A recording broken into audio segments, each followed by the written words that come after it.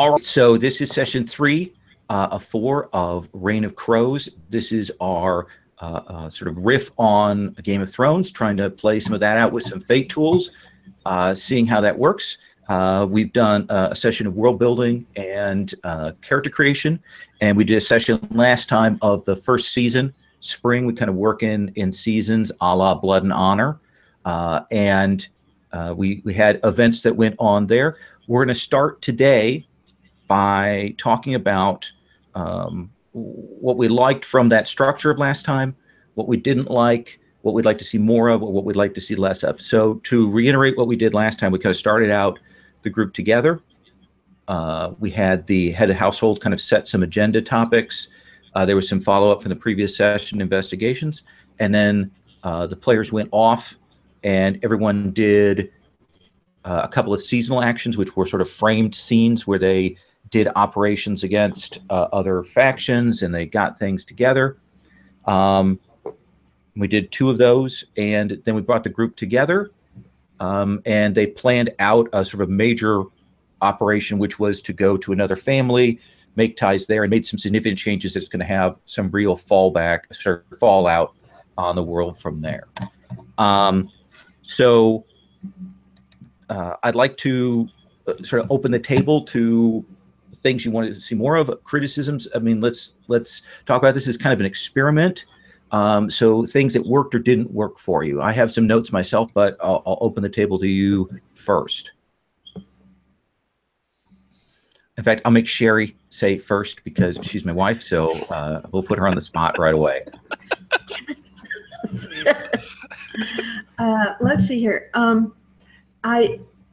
There is a structure to the way that the game goes that we each go through and we choose our seasonal actions. And there's a part of me that, having played lots of Ben Robbins games and stuff, I'm pretty comfortable with this, but it is very different than most Fate games. And it's that we each do what we do, and we haven't actually coordinated or come up with a plan. And so it can be a very random set of things. And then I find myself when coming back around to my turn that I use all the advantages you guys have built. because of course strategically that makes sense for me. But sometimes I'm like, if you had a plan for that, I don't know what it was. So I feel bad like that I'm using up people's resources. And I welcome you guys to use mine, of course, if they're still out there on the thing. But so anyway, I don't know how you feel about that, but I've noticed that that's the form of play, and it is very different than any other Fate game that I've played. Okay, that's a really good point. Yeah, I definitely noticed that, like, scene by scene, which is the for Game of Thrones emulation, especially for how they structure the show, it really does evoke a lot of that, where it's just like, oh shit, things are happening everywhere. There's wide geographical areas and different things going on. But yeah, it does or can lead to sort of, if we do it for too long, 4 sort of separate storylines that have less and less to do with each other. So I do like the idea of ways to reincorporate and like cross back over with each other in maybe more significant ways than just, okay, so you're all gathered in one room, let's debrief over what's been going on.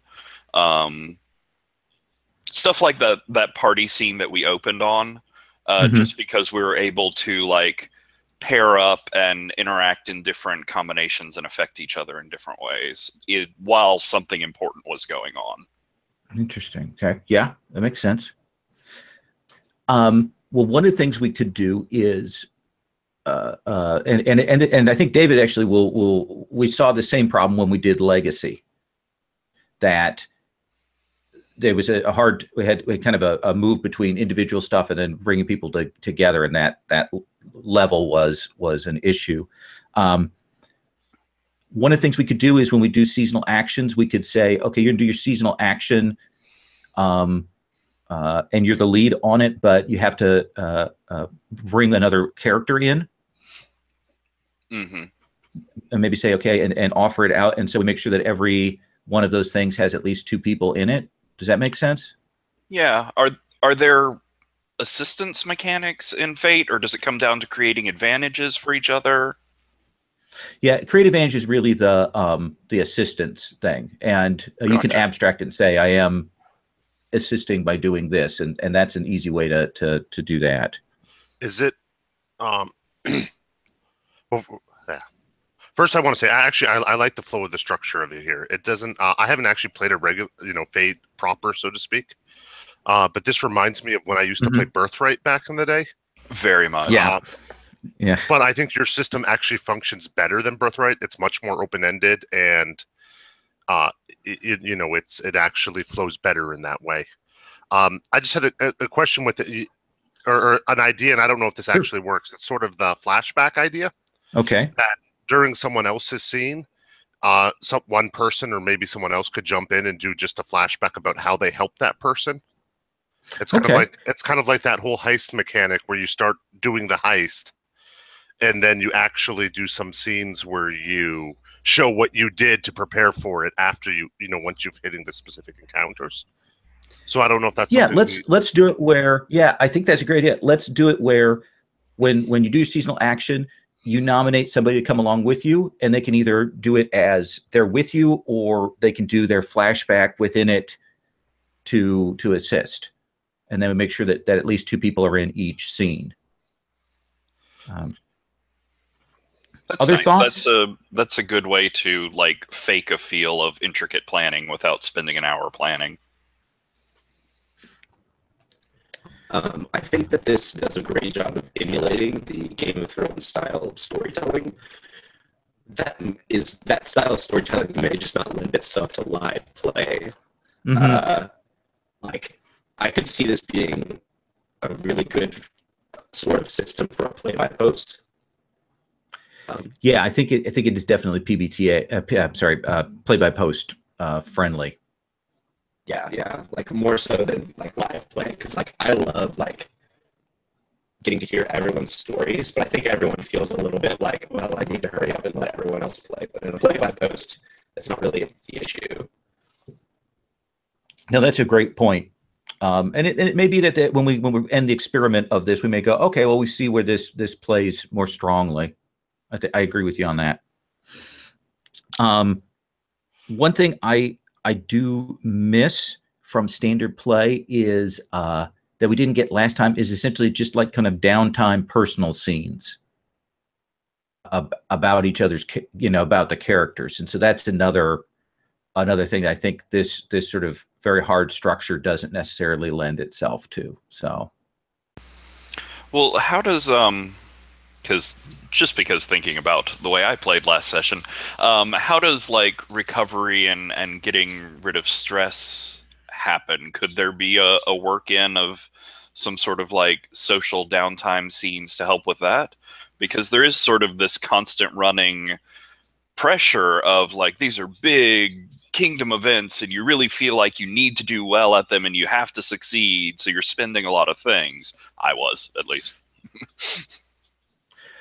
Well, so standard, the way we've got healing and stress in this game is you're going to heal one of your stress boxes and one of your power boxes now between sessions. And then in the rules, I had it that you could do a seasonal action to clear more of that if you wanted to do that to recover. Well, maybe tying some of the smaller, more personal role-playing into that mechanic would help you balance that swing between, I've spent a lot of resources doing these big actions, so I need to do some smaller personal scenes to recover. Okay. That's not a bad idea. Well, I like that. Some of that can blow back onto us. Because as he said you can spend a seasonal action to recover that. So maybe in gameplay, we should try to run up some of those a little bit higher, so that we have to take the actions to reset. Yeah. Well, some of you have pushed it, and actually, it might be interesting if because right now that's a seasonal action that is kind of a pain. So it might be if we did it as seasonal action, then if you can bring some other people along and like heal the group, like you're not just healing yourself. Yeah. like a thought on like scenes for that, like especially emulating Game of Thrones. Early Game of Thrones, or early Song of Ice and Fire, has lots of scenes where characters are traveling together and just kind of having conversation or having a meal together. And there might be some like sinister undertones, but they're fairly mundane scenes. But those were like the intersection scenes for most of the first, like, I don't know, 2 or 3 books. Mm-hmm. So that might be those might be scenes where you get stuff back. Yeah, let's try it this way. Let's do we'll kind of do a setup this time. We'll do seasonal actions, and people will nominate somebody else. And like before we move on to the second seasonal action, we'll try and do some of those intimate character scenes, and do some of that, and we'll see where we're at. And I'll welcome feedback when we get to that point, if that seems cool to you guys. Okay. I'm also going to try and put more NPC names on the table, since we've just got a few of them on there. So get more NPC characters there. David, you're also roboting a little, by the way. Okay, I'll drop and come back. Okay.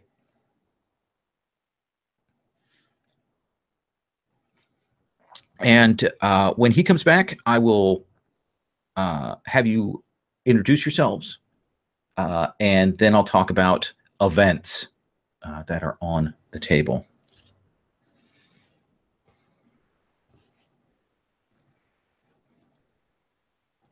The play-by-post comment is that's very smart. It hadn't occurred to me that that this does seem like it's stronger for more of the sort of that looser or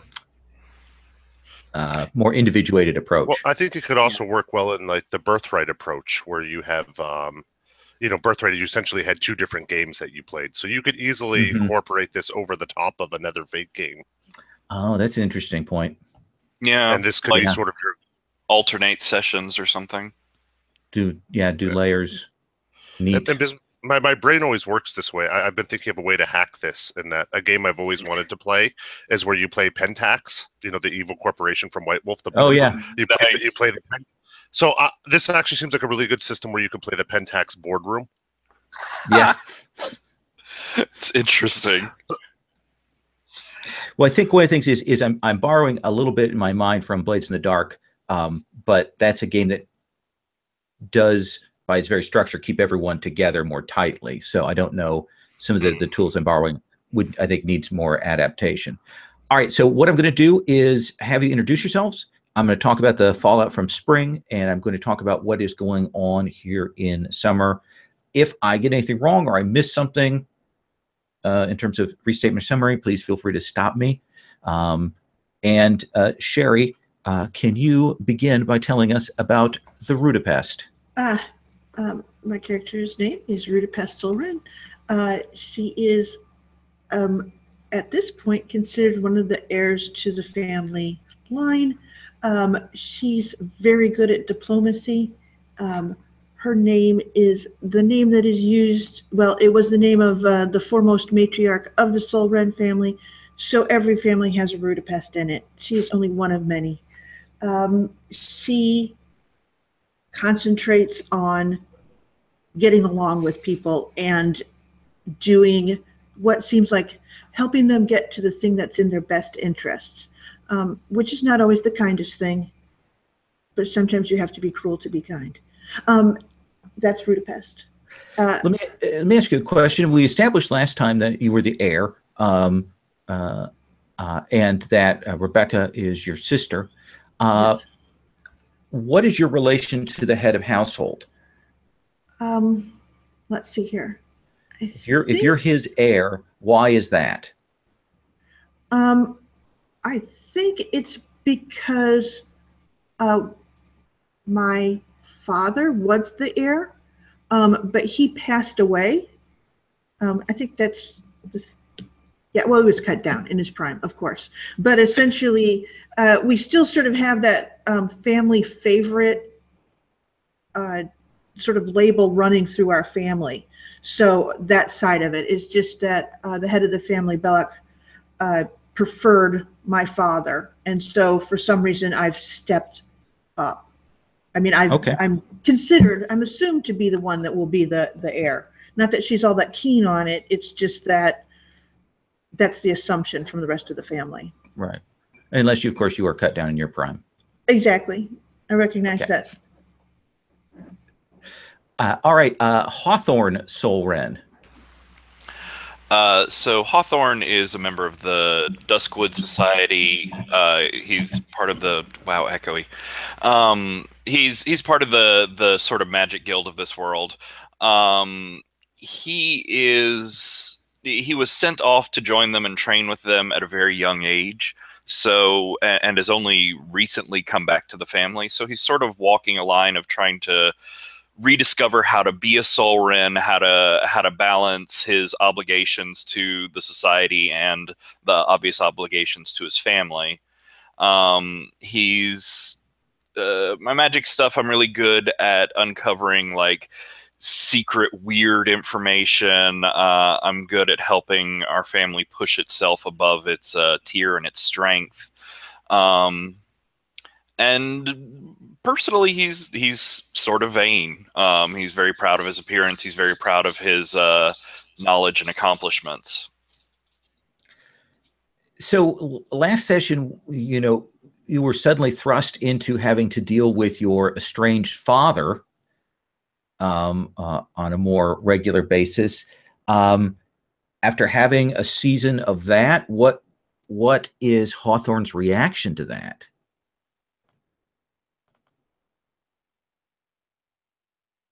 Oh, we've lost your audio.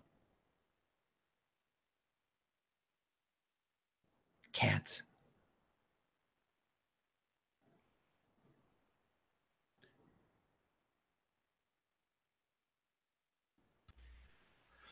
There we go. Oh, hey. There we go. This headset is killing me. It's fairly new and it's already dying. Hate that. So he got sent away at a very young age and didn't really understand the full intricacies of like how much Kerwolf just sort of sold him off to these people, and so I think he's had a not an entirely kind view of Kerwolf, but sort of an idealized view of Kerwolf his whole life. Like he's had 10, 15 years to justify any bad memories he had of him. Any sort of weird interactions are just because, well, we've been apart from each other for a long time. But he's sort of having to face the realities of like, oh, this guy may not be like the best role model, the sort of shining military monument that he had in his mind. Awesome. That seems good. Rebecca, tell us about yourself. All right. Is my mic working better now? Yes. Perfect. Good. All right. So Rebecca is the second daughter under Rudapest. And as such, she is less noticed, which she uses to her advantage. She is a master manipulator, and she is the force behind a mythical thief that has just in the last session managed to pull off a fairly big heist and pin it on her enemies and use its benefits to gain an ally and end a family resource deficit. Absolutely. We mentioned just a moment ago that your father was killed, cut down in the prime of life. What's the story with that?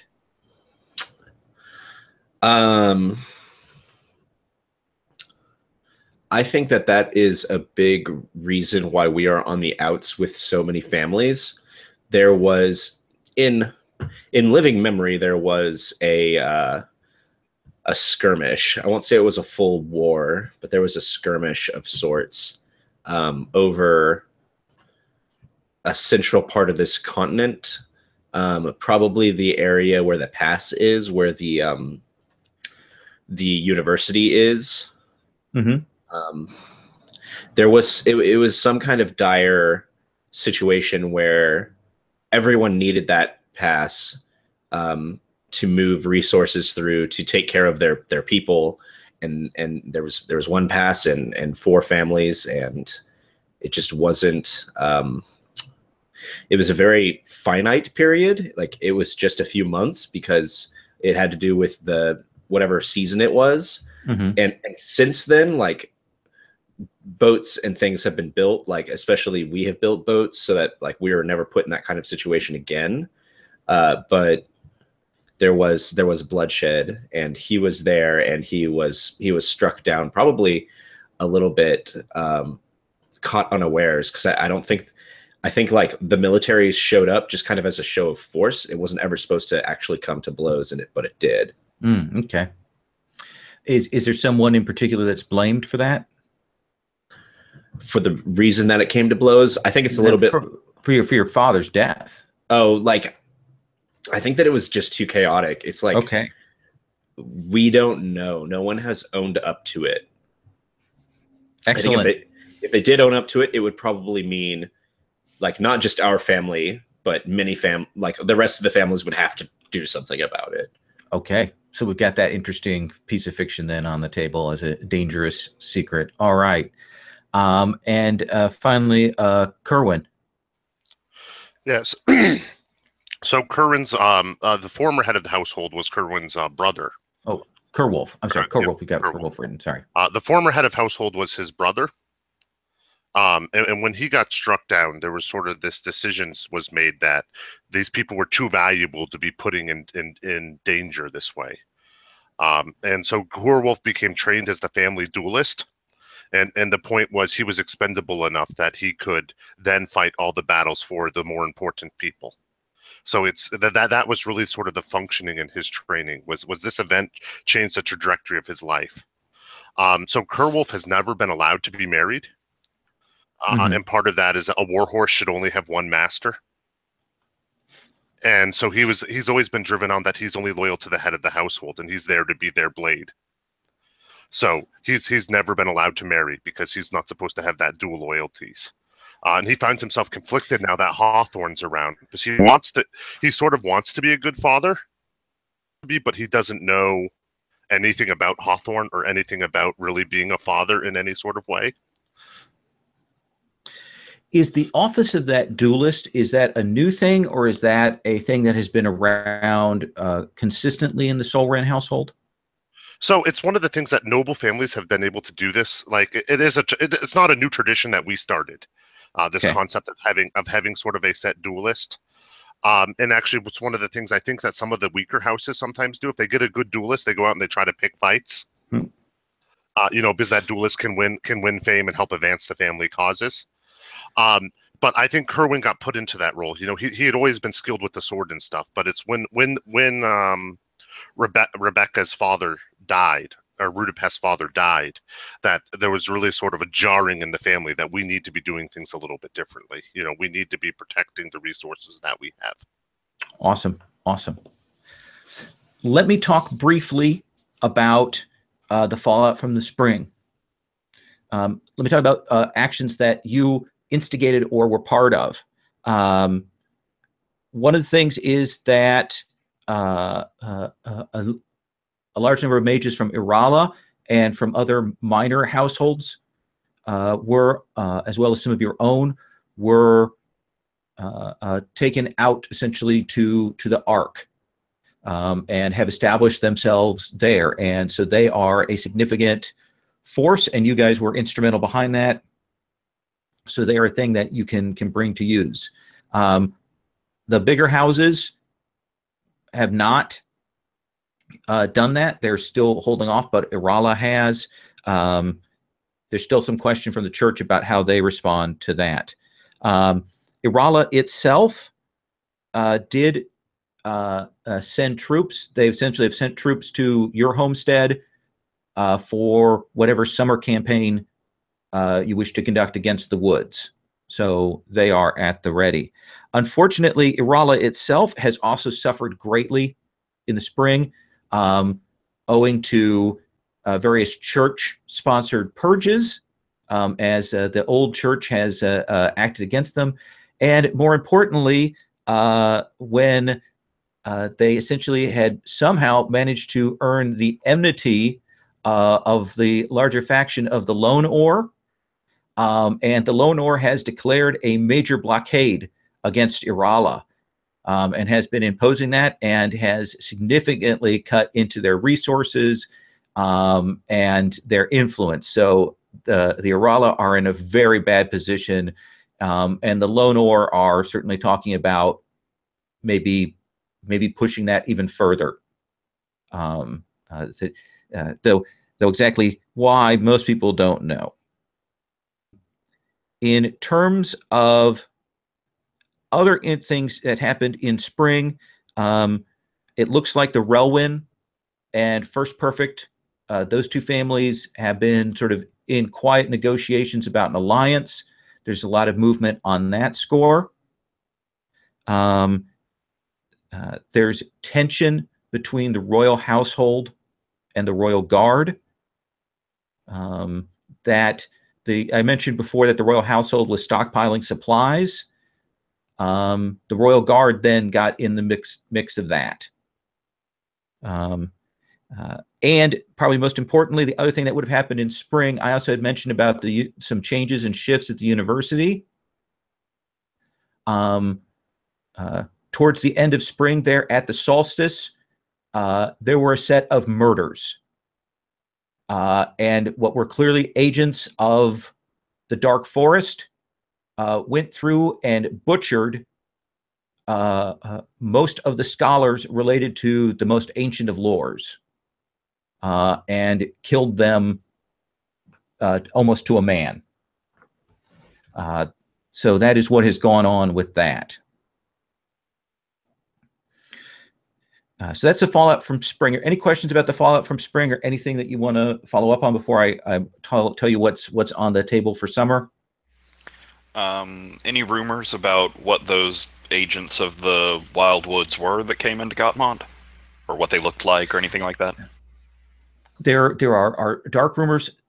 It is suspected that they were other students, or maybe even mages that were in there, and they brought other dark, and they described them as essentially they brought the dark woods itself into the university.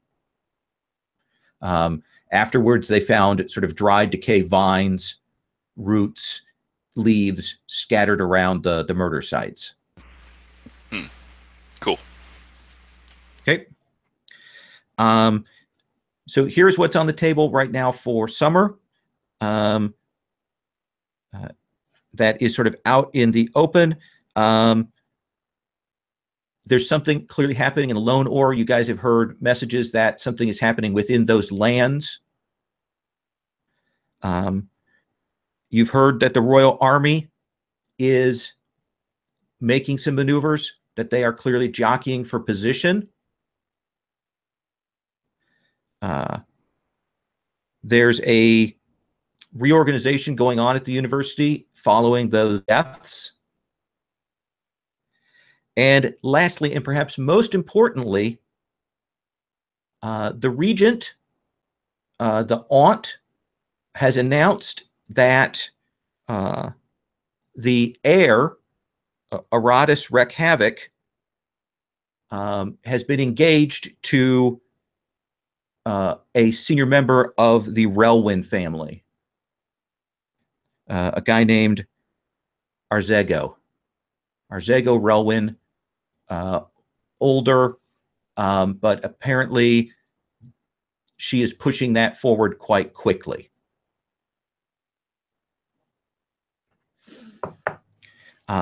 So I guess, should we begin with a group meeting, a scene there, like with the head of household, with the four of you, and any others? Does that seem like a good place to start? Sure. What's the affair that has brought you all together?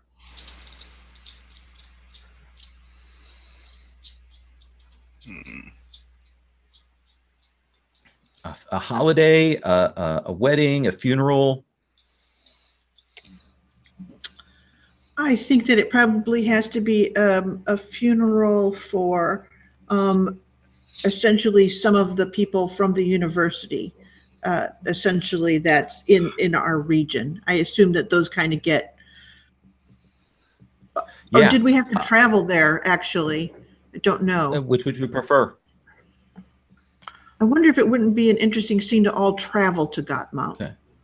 All right. So let's take on the road as you travel to Gauntlet. You guys have very good relations with the university, so you probably had a number of senior scholars that were under your patronage.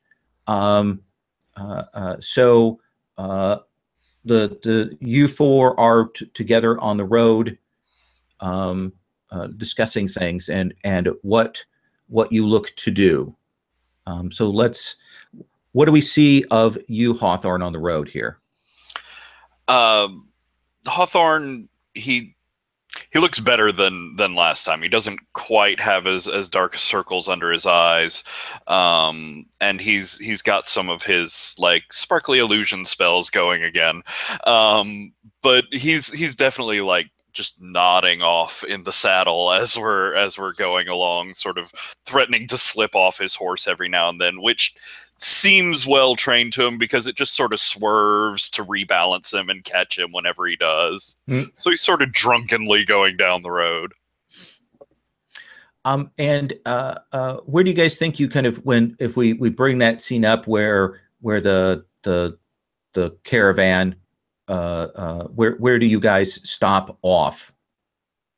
Like a lord's place along the way, or a tavern, a larger scale building? What do you think? I think we have a cousin or something that's married into a smaller lord's family along the way, so we stop at a modest castle sort of keep.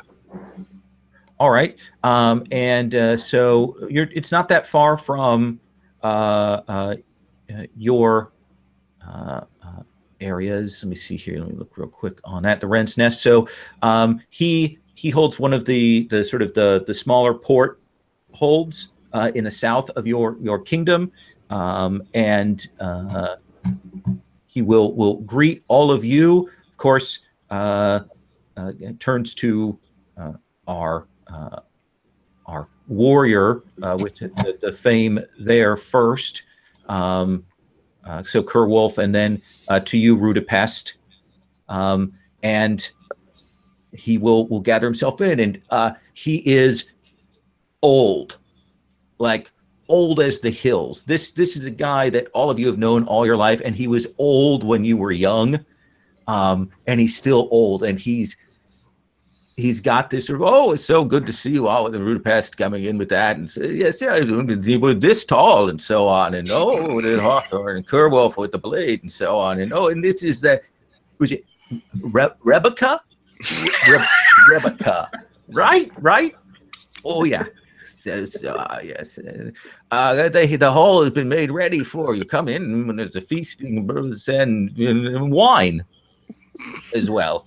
So come in, and he will lead you in. The rest of the household is much younger, and so they are kind of at his elbow, moving him along. He doesn't have any real heirs. This is going to be a house that will be handed off to somebody. But the staff and stuff are very clearly kind of taking care of him, and you're moved into a grand hall, and fish. This place, that's what they do, is fish. So there's all kinds of fish and seafood and stuff that is laid out for you, and there's a big feast, and there's music. Clearly, he's kept on his chosen minstrels over the years, so it's like a group of really, really old fiddlers who play kind of slowly and off key, and eventually they finish, and they kind of leave you in the hall. Some of your staff and things around after the meal, and Bellic will say to you, he is there. He's put this elder to bed essentially, and he comes down and he says, "That will be me in about 10 years, so be prepared."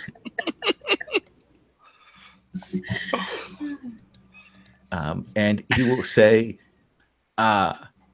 what do you see as the next step after we have attended at this funeral? Where do each of you think we should spend our attentions? I turn to you again because things went well in spring. I mean, well for us, perhaps not well for other families. But how do you think we should move from there? What do you think, Rebecca? You at least know my name and how it's pronounced. He has always said it that way, and I've never felt. After the first few times, I didn't want to correct him. Correcting him is an exercise in futility. But he is jolly and seems to be enjoying life. But well, the Arala seem hopelessly outmatched against the Lonors. And this may be the time to cast our lot with the Lonors. But I hesitate to do that outright. There are rumors that something is amiss with the Lonor family, and I would not back them without knowing. Can you see to that to find what is amiss there? I likely can, but I dare say Rudapest will be needed. Fair enough. Kerwin, Hawthorne, what do you think? I think Go ahead. I think summer's the campaigning season. Hawthorne should come with me into the woods. I agree. We need what's in the woods. We need to find some other connection, some source of power, something tangible or in opposition to this black-rooted king. That's what I need to find. We need to find this damn tree and dig it up and burn it. Step by step. Maybe I think the tree itself, its roots are a bit deep for us at the moment. If we could find a tool against it, some leverage, we need to look elsewhere first. We know that the thorns. We know that the thorns were used against it before, and that it was the blood of the royal family that was potent as well. Now he has the queen held. And I don't know if she's meant as a shield or what, but it suggests that that bloodline still is a danger to him in some way, or would be if he hadn't taken some part of that power to him. But still, the thorns may be a hint of how we could gear up against him again. And you said one was destroyed? That we know of. All right. Well, certainly, Kerwolf, you have the Arala forces that they have sent to aid. So, do you think we'll find? Do you think we'll find one of these in the forest, Hawthorne, or is there better places to be looking, boy? God damn. So just out of character for a moment, we do have a pretty decent relation with the Wildwoods. So I think, as things go. So I think that area sort of to the northeast of the Wren's Nest, just before you get to the mountains, is sort of a valley, like a damn it. Like the Northern Pacific rainforest sort of area. Okay. And so I think we should start close to home. We've always had success gathering. The family has always had success gathering from the rainforest there. We've never had too bad of interactions with the creatures that live there. I think that would be our best chance to find something friendly, or at least not overtly hostile to us. What is the name of that woods? The Evermist Woods. Okay. So is there some sort of power in these woods we're looking for? We're looking for anything that doesn't already serve the Black-Rooted King, or something that can at least be forced to tell us about him. All right, I got to give orders to soldiers here. They're not going to understand any of that shit. Orders to soldiers are maybe take it slowly, take it carefully, and for God's sake, don't cut anything.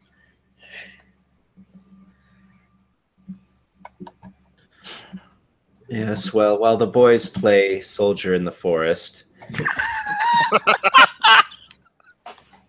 I suppose you and I, Rudapest, have to do the real business of diplomacy. And she kind of goes, I'm sort of glad we don't have to go to the forest, but yes. And she sort of stops and goes, so you want to go visit the Lone Orbs? Well, I think that would probably be best. Unless you think that Gauntlet might know something about what's troubling the Lone Orbs and would share it. I'm almost certain they would have had to consult with someone there. But whether it would have been one of the ancient history people, I'm uncertain. And she sort of stops and she goes, but it does give us a chance. If we can figure out some of the things that are going on between First Perfect and Relwyn, that might be information that the Lone Orbs would want to hear. It's a dangerous alliance to them. Certainly. So lots of things to do. She says, and also, of course, Grieve. Of course, Grieve. I'm looking out the window, and I think even at this distance, you can see the Ark floating with the sunset behind it. And I look at Hawthorne.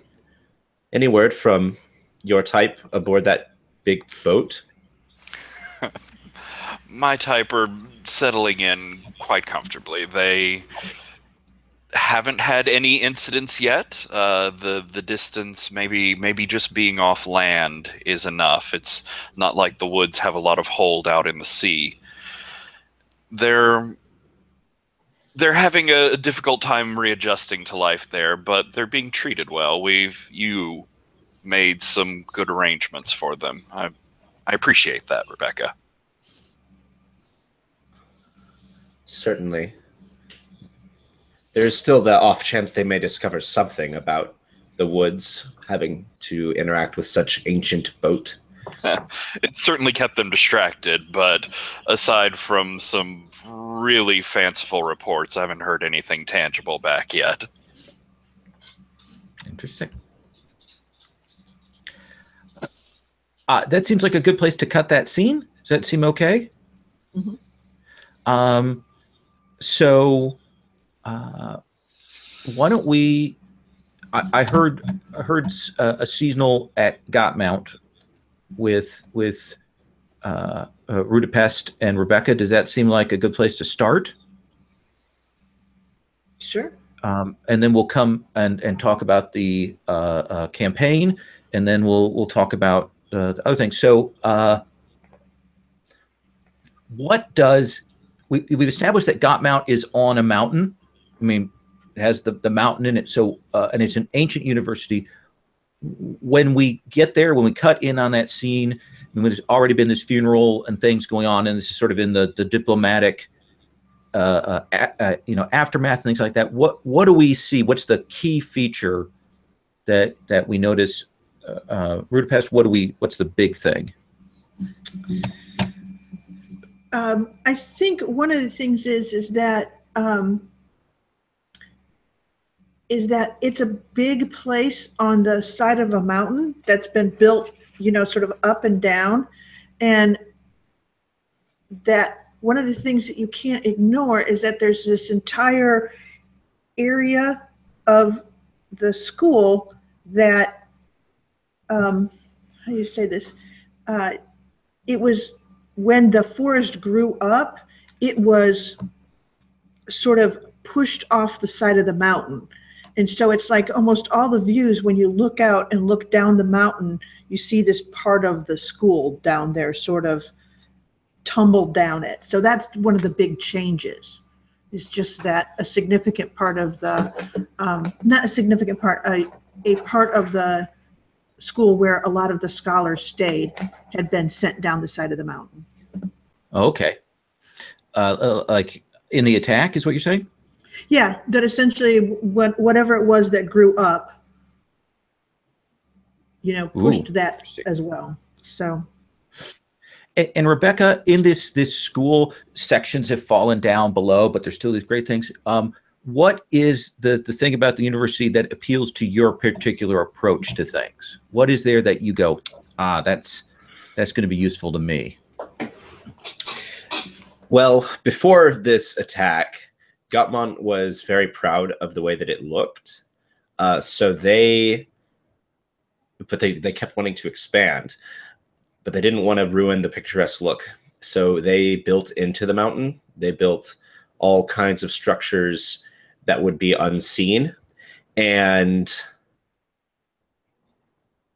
as bureaucracies within academia are wont to do, they kept multiple records, and none of the records without the other records is complete. So most people don't know where all the like interior structures are and where they lead to. But I might have resources. And the hidden admissions office and all of the labs and things. Yeah, all of the substructures. It's like there's a substructure, you know, sub-level 3. Like that's a I didn't know that. And there's probably all kinds of rumors and shenanigans that the students get up to with that, but it's just the kind of thing that Rebecca likes, to be able to move here and there mysteriously and unseen. Perfect. So given that this is going on, there's still some people, you know, they're members from all the families and representatives from the royal household, lots of different orders here, just a few people absent, like the new church and things like that. So Pastor Rebecca, what is it you want to do? What is it, and how do you want to do that?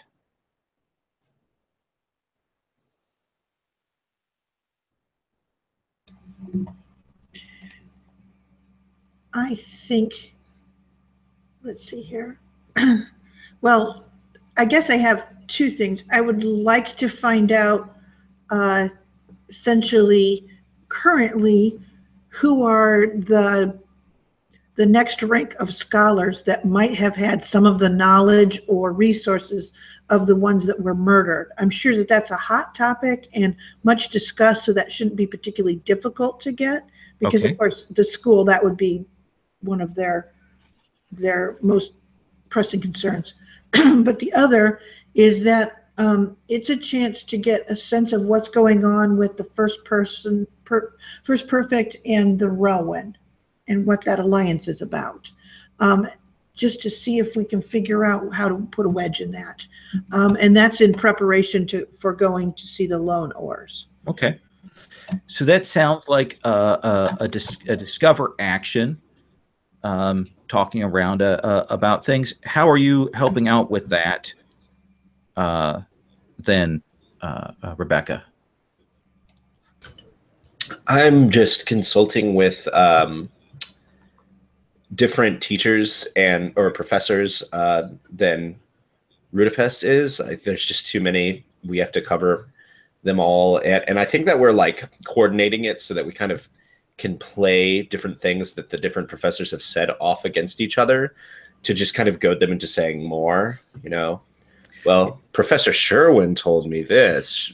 You must know something more than that, because, you know, just to play their rival academics against each other. Perfect. Let's have you start with the roll. And how do you want to describe your approach there? Which one of us is performing the role? We'll start with you, Rebecca, because you're going to be supporting Rudapest's action. So we'll have you kind of create to give her potential bonus. Okay. And then we'll kind of divide the questions among you.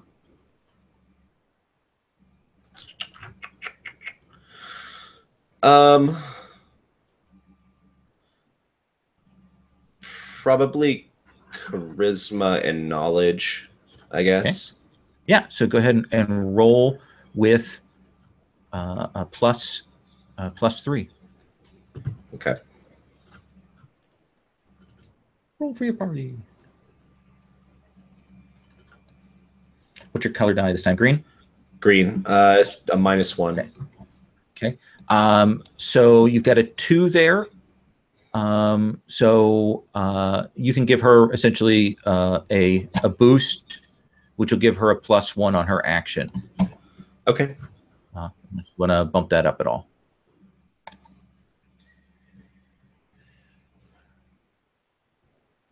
Okay. Rudapest. So Rebecca is moving around, assisting you, pushing on various places. Yeah. What do you want to do? I think Rudapest was a former student here, of course, and well known and fairly well liked because she always was very good at making each of the scholars feel like she really paid attention and valued their stuff. She also has a circle of friends who bolster that impression. So essentially, she is the soft touch, and she lets Rebecca be the one who does the needling a little bit more. But she knows she's dealing with people who are kind of scared and kind of grieving, maybe sometimes, and a little bit maybe celebrating, because they still have that sort of departmental thing. There's a whole set of offices that have just been decimated, so there's a lot of power to be had and grabbed in councils. So I'm also going to be using that because I have a sense of that relationship of, jockeying them that way against things. So you're going to get a +1 from Rebecca's assistance. I'm going to set the difficulty. Their strength is usually 3, which would be the task difficulty. I'm actually going to invoke that slaughter of scholars aspect that I put on there to raise the difficulty to 5, just because so many of them have been killed off. Okay. Let's see here. What do we? So your target number is 5. If we take off the 1 from Rebecca, it's a 4. Okay. All right. Unkind. I know. What an asshole he is.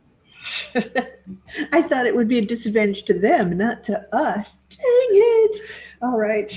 So that seems reasonable. I can start from there. I will use what I need to. So. And it's fate dice, and they love you so much. I hate them. They have no kindness. All right. So again, 0, the best I will ever do. Okay. In fate. What's your approach? I'm sorry. Charisma and knowledge. Okay. So right now you've got a 4, which would be 1 question.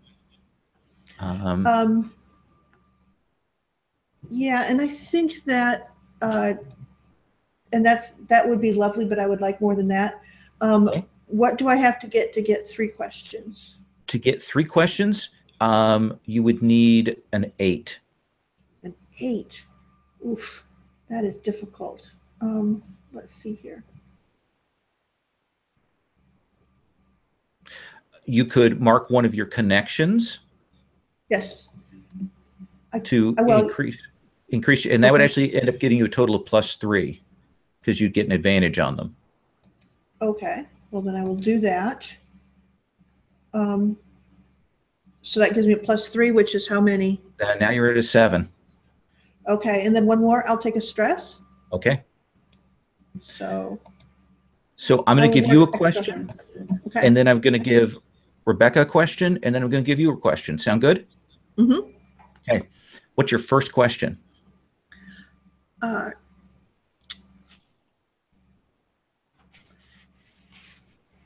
Which of those scholars of the Dark Woods or that historical battle was away from the university when this happened? And if not a scholar, which of the collections of books was away from the university? Interesting. Okay. So you will be directed eventually, and talking around, and it becomes very clear that the new sort of head of the school, this new champion who has arisen, a woman named Zalre, has been pushing various rumors around and kind of hiding that there was somebody that survived. And you will find out that there is a guy named Zilsarin, and he was essentially out getting his drunk on after hours when the attack went down, and kind of wandered back drunkenly, and luckily somebody spotted him and kind of recognized what was going on, and he has been secreted away, and he is hidden away by the master of the school, and she is sort of the leak there is the fact that they kind of have to keep plying him with liquor to keep him kind of quiet and docile. And so that's sort of the way that you find out who he is and where he's at and that kind of thing. Does that seem good? That seems awesome. Thank you. Mm-hmm. And then Rebecca, you get a question. Who here knows information that the Lonor would want to know? Okay. What kind of information are you imagining? Well, either what we came here for, that question, how can we kind of drive a wedge, or else like what could help with whatever's troubling them. Like, okay. So let me take a quick look at that and Relwyn. If I'm assuming that for you are more interested in the Relwyn because they hate the Lonor. Yes, especially if they're about to be taking the crown. Okay. So I'm going to give you a couple of details that you will find out. That Orezgo, Relwyn, the person who is engaged to the heir, he is notable because he's not a follower of the old church. While he hasn't openly declared it, he apparently follows the 13. He's trying to keep that quiet. Oh. And there is at least one of his brothers who is resentful of this move up in position. So there's some animosity there. Your sense is that First Perfect is kind of aligning themselves with Relwyn, and Relwyn is kind of getting the better end of the deal, and there's some fractures there. Does that sound good? Yeah, I think we could definitely use that information. Okay. And then Rudapest, let's get you your final question.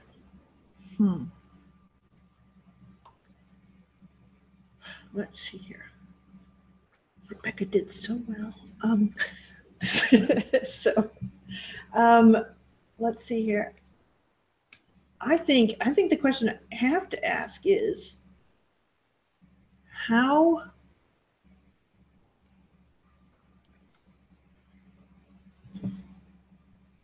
can I convince them to let's see here, to place Zilsaran in our protection? Oh, interesting. I mean, we have the relationship with the Ark. We have the thing that, essentially we have been working on protecting people from this thing. We have good relations with the university. And again, it's a thing of that he probably needs a sabbatical.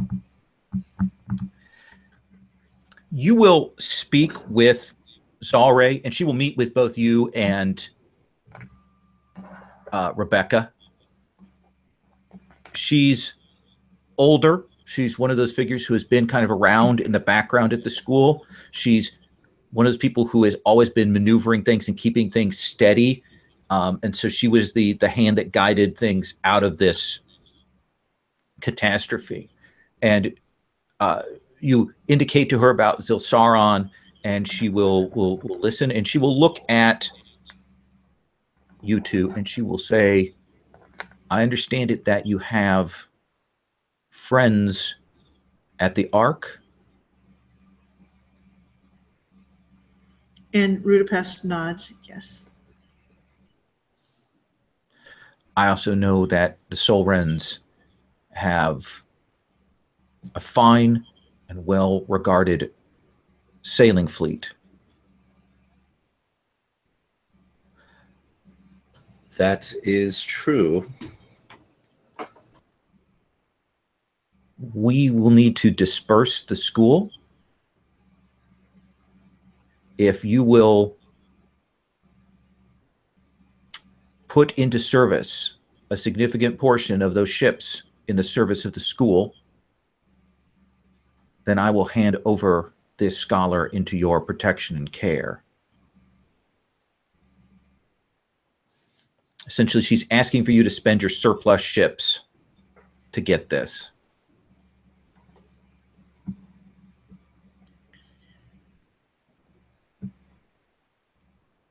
Long term, this is an awesome opportunity for us. So it's sort of look at Rebecca. Yeah, I mean, it seems like a good use of our resources. So she'll nod. All right, then. I'll make care to break the school down and to send them on, and we will make those arrangements with your shoremen and so on. And I will bring Zilsaron under cover of night, and you two can take him to your place of safety. We'll do this. Thank you. Okay. And we probably get the brief scene of them bringing Zilsaron down. All right.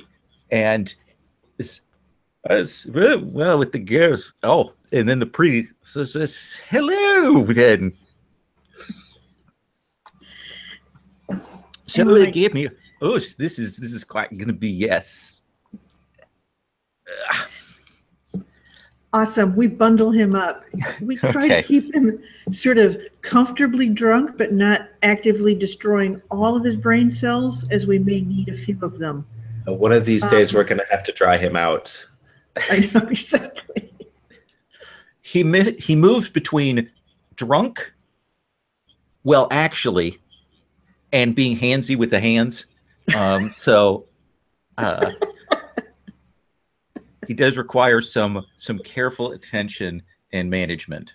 This guy's got 3 speeds.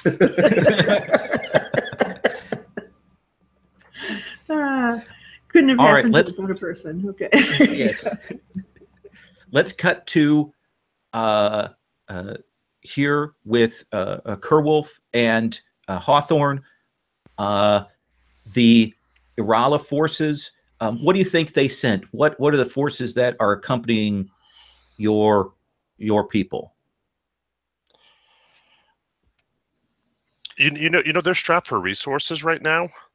Mm-hmm. You know, because things aren't going well for them. So I think they're honoring their commitment, but they're not doing the best job here. So I think maybe they pulled up some levies. Okay. Like they've kind of done sort of an impressment form of service. So they're not sending their brightest and best to us, but they've sort of impressed a bunch of farm boys into service and sent them as soldiers, because that's kind of what they can afford to lose.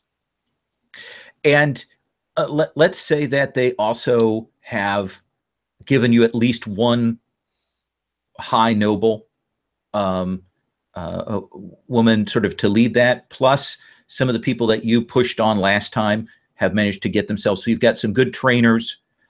You've got a veteran noblewoman warrior named Beneficent, and she is the leader of that. She never speaks badly of the troops, but you can tell that she is a little pissed at what they gave her to work with. And Hawthorne, what do you think is a raid on your side of things besides the Irala?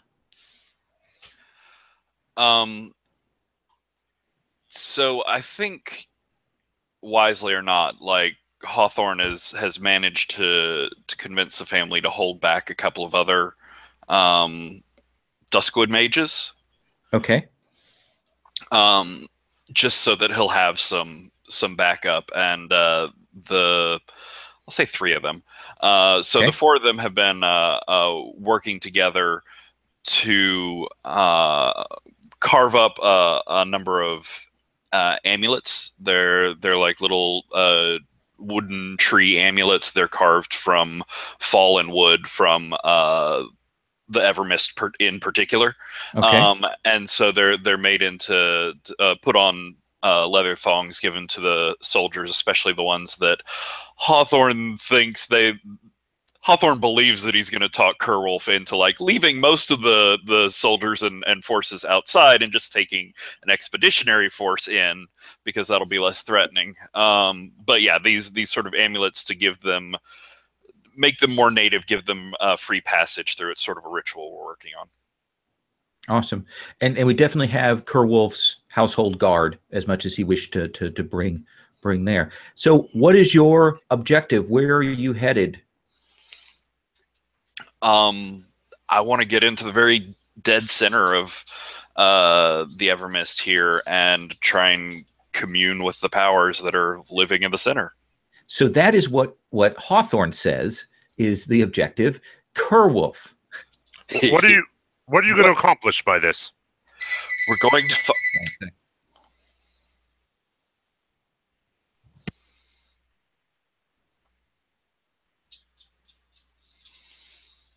doopy-doopy-doo.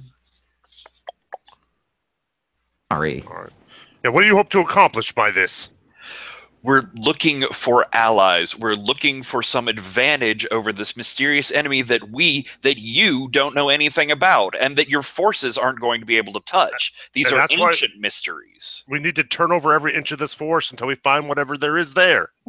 We turn over every inch of this forest, and we're going to bring the entire thing crashing down on our heads. All right. We'll start your way, but if we don't get anything, I'm going to disperse the troops over every part of this. I appreciate your confidence in my years of expertise. Well, hopefully you've learned something in all that waste of time. Next, we're going to have an argument about tuition.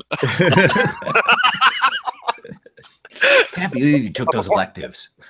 Before we go in there, I want to show you something. Obviously, that magic you had isn't keeping any of you sorcerers safe. He tosses you a shield. He barely manages to catch it.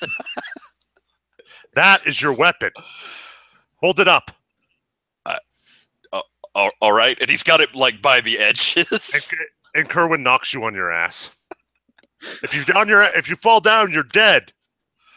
Oh, that's right. Now I'm remembering why I didn't come home for very many holidays. So we can cut the scene there, but for as long as you're willing to take that, Hawthorne, he will give you a training session. Oh, God. This is going to go so well.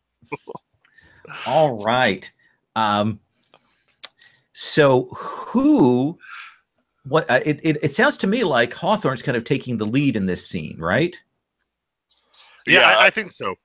I definitely think if anyone's going to get something from the forest, it's going to be me rather than Kerwolf. Good to be a shield mate.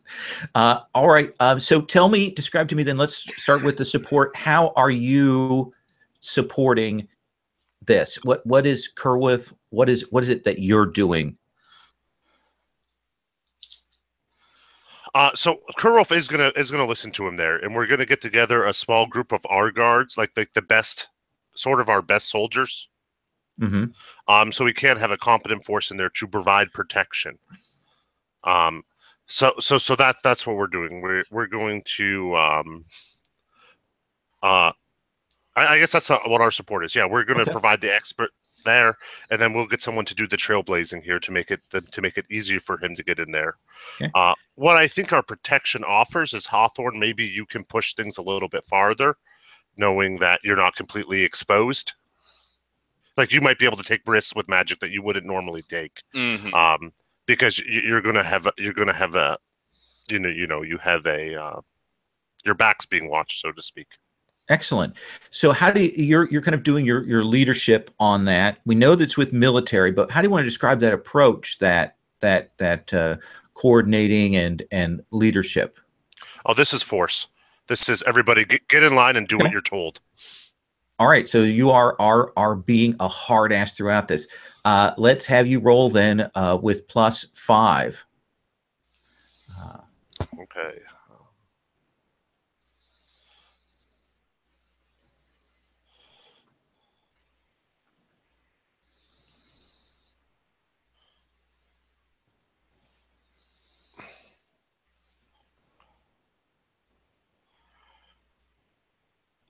All right, so I got a 3.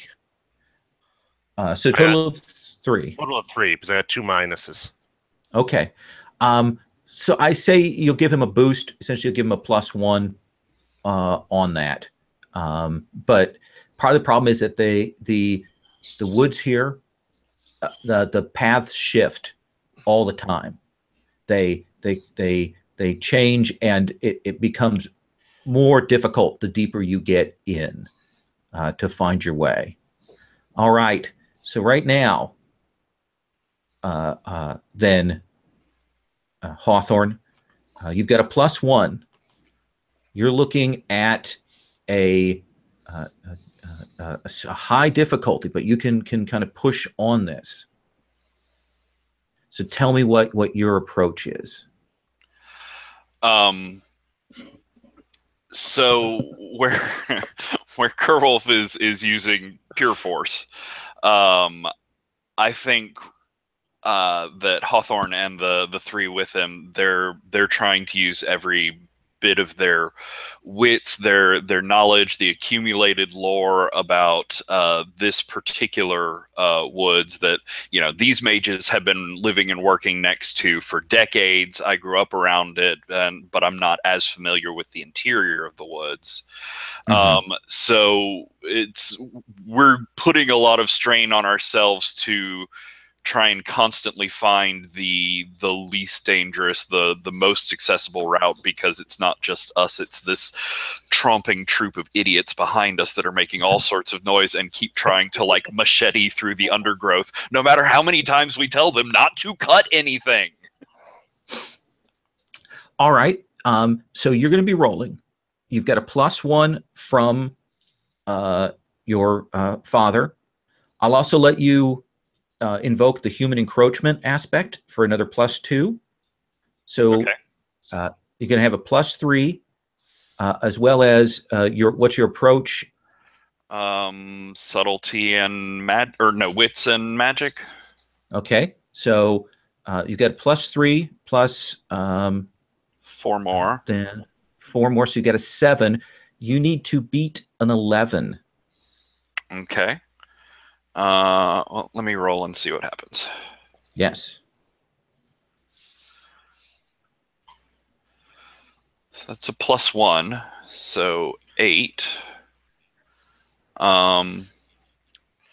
And I think I'm going to spend a fate point to invoke top of his class, as even with these like native mages here, there are a couple of times when we're talking about the best course forward, and I bring up some like ancient piece of woodlands lore. No. We need to follow around this tree and take that path.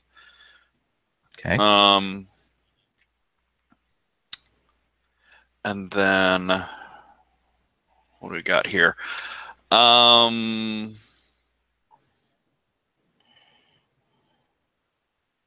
Oh, sure. This might help impress danger on Kerwolf and his men. From your list of like other things to spend, special components or circumstances. Okay. I think one, or if it needs to be all three of those mages get like taken off suddenly at some point, just ripped out of the path. Perfect. So that it's only you left at the end. So that will get you to a 12. Now, I'm going to make you an offer here, Hawthorne.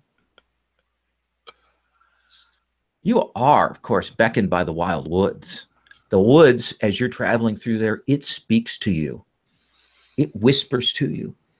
And it promises. I know you're looking for allies. I know you're looking for secrets against the Black-Rooted. But the forest could give you a gift. It could give you more power. So I'm going to offer you a fate point if you give up on what you're doing, and I'll give you something else for it. You could just forget about this whole finding secrets and stuff. Oh, that's hard.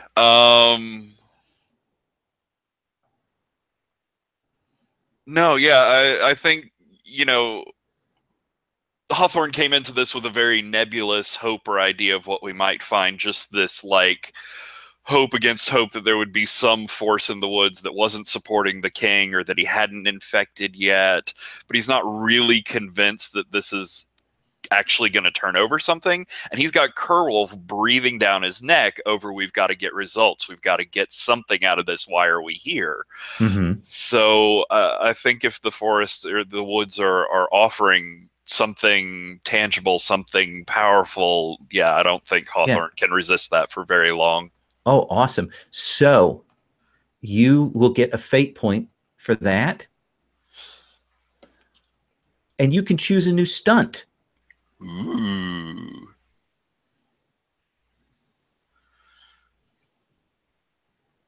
And I'm going to give you a new aspect. Corrupted. So what is the power that you find there that the Wild Woods gifts you with?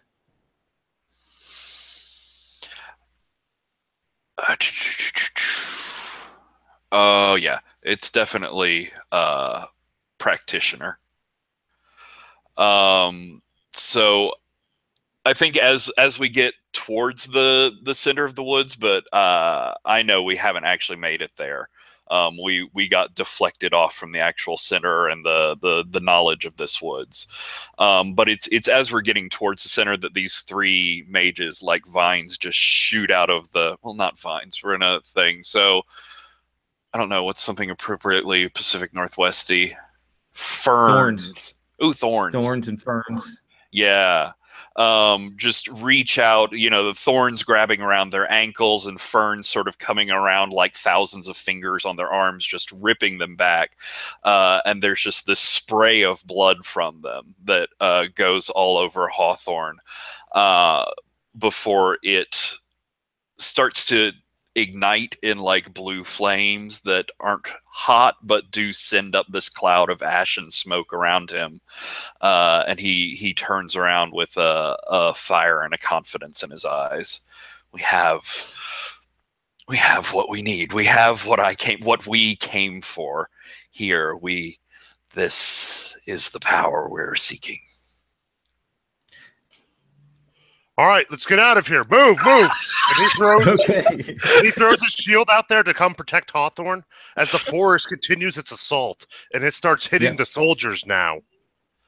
So we're beating a retreat out of there, and like some of the soldiers are getting ripped away and destroyed by the forest. Like the forest is turned on us within a vengeance, and Hawthorne and Kerwin is shielding Hawthorne there, sort of like in the center, to make sure he gets out alive. Oh yes, Hawthorne has this great blue flame power. Clearly something to destroy the woods with. And I think Hawthorne is definitely muttering the whole time, like sort of crazy things that Kerwolf can half hear and half ignore. There will definitely be the look on the noble from the Irala family's face is not good. She is like, No, no, no, no. She does not dig what has happened here. We'll come back to that. Rebecca, should we meet people up, or do we want to move on to you guys at Lone Oar? I don't know. Or should we take 5? Well, yeah, we should probably take 5, but Let's take 5. I don't know. We could go either way with meeting up or going to a Lone Oar. Let's take 5, and we'll make the choice when we come back. All right. Awesome choice, by the way. It was. I really wanted to stay on mission, but no. Dude, I'm kind of hoping she calls you out for being corrupted so I can challenge her to a duel. Oh my god. But yeah, it basically came down to like, no, I chose 0 for my caution, so this is what we're doing. Nice. And I'm gonna grab a cup of coffee, but good choice, by the way. Cool.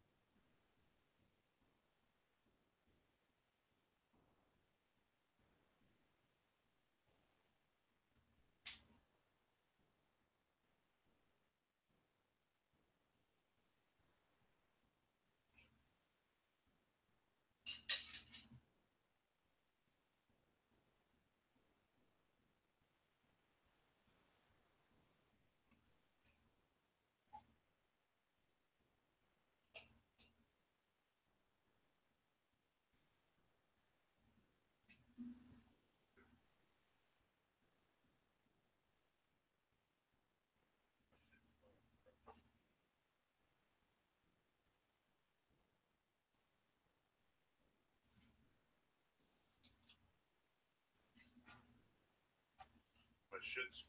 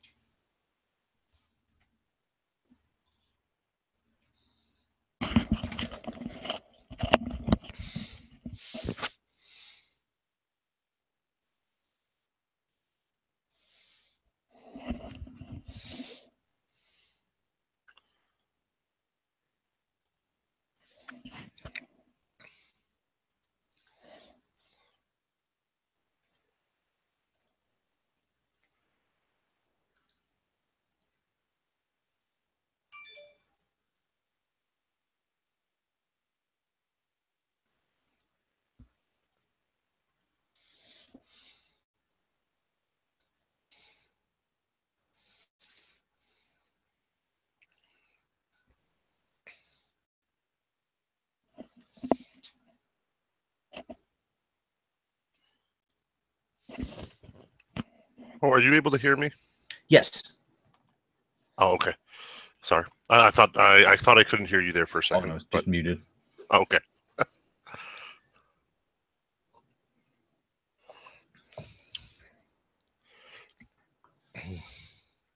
I like that scene. That was neat.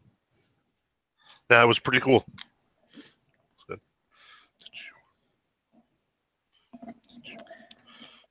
So do you have this written up? Is this a game you're going to be putting out? I wrote up the materials for it as much as I did. I posted on the blog. After we're all said and done, I'll probably do some tuning and put it out there for people to use. So it's in the Fate tools. Yep.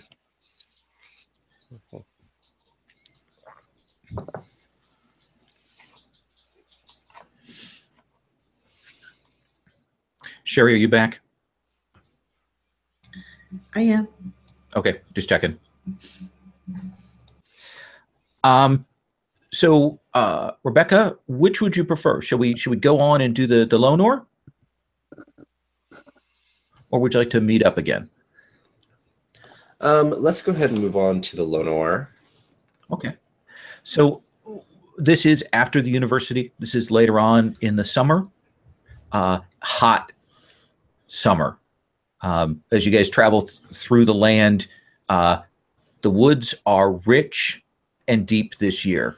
The growth is kind of unnerving with the wood gatherers and the lumberjacks, both excited and terrified now. It's also a cicada year. So everywhere you go, there is that sound, that buzzing in the background, adding to that heat shimmer. So tell me what you want to do with the Lone Ores.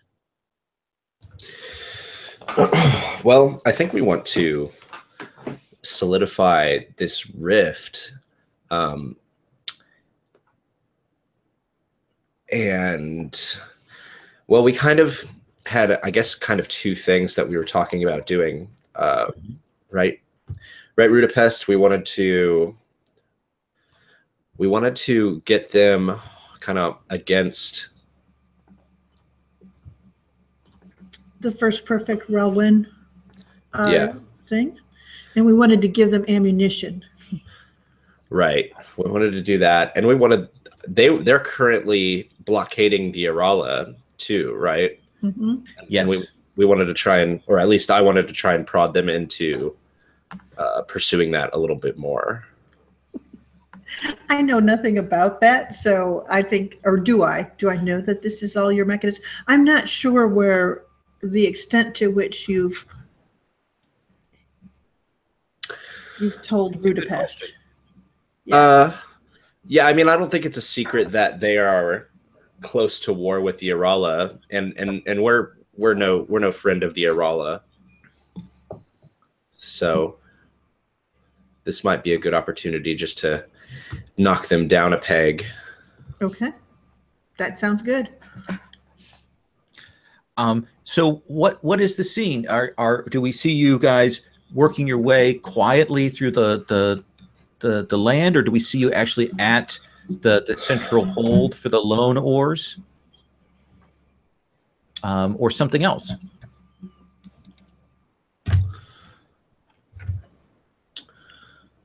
I think I work best with people, but Rebecca has the choice of approaches. I will back her up no matter what she does. I think the best approach is still just to meet with them directly, okay, or at least be in their city and converse with them. So one question I'm going to give to you before we move on is, if you look at the map, where is the Lone Or sort of capital? What unmarked area is it?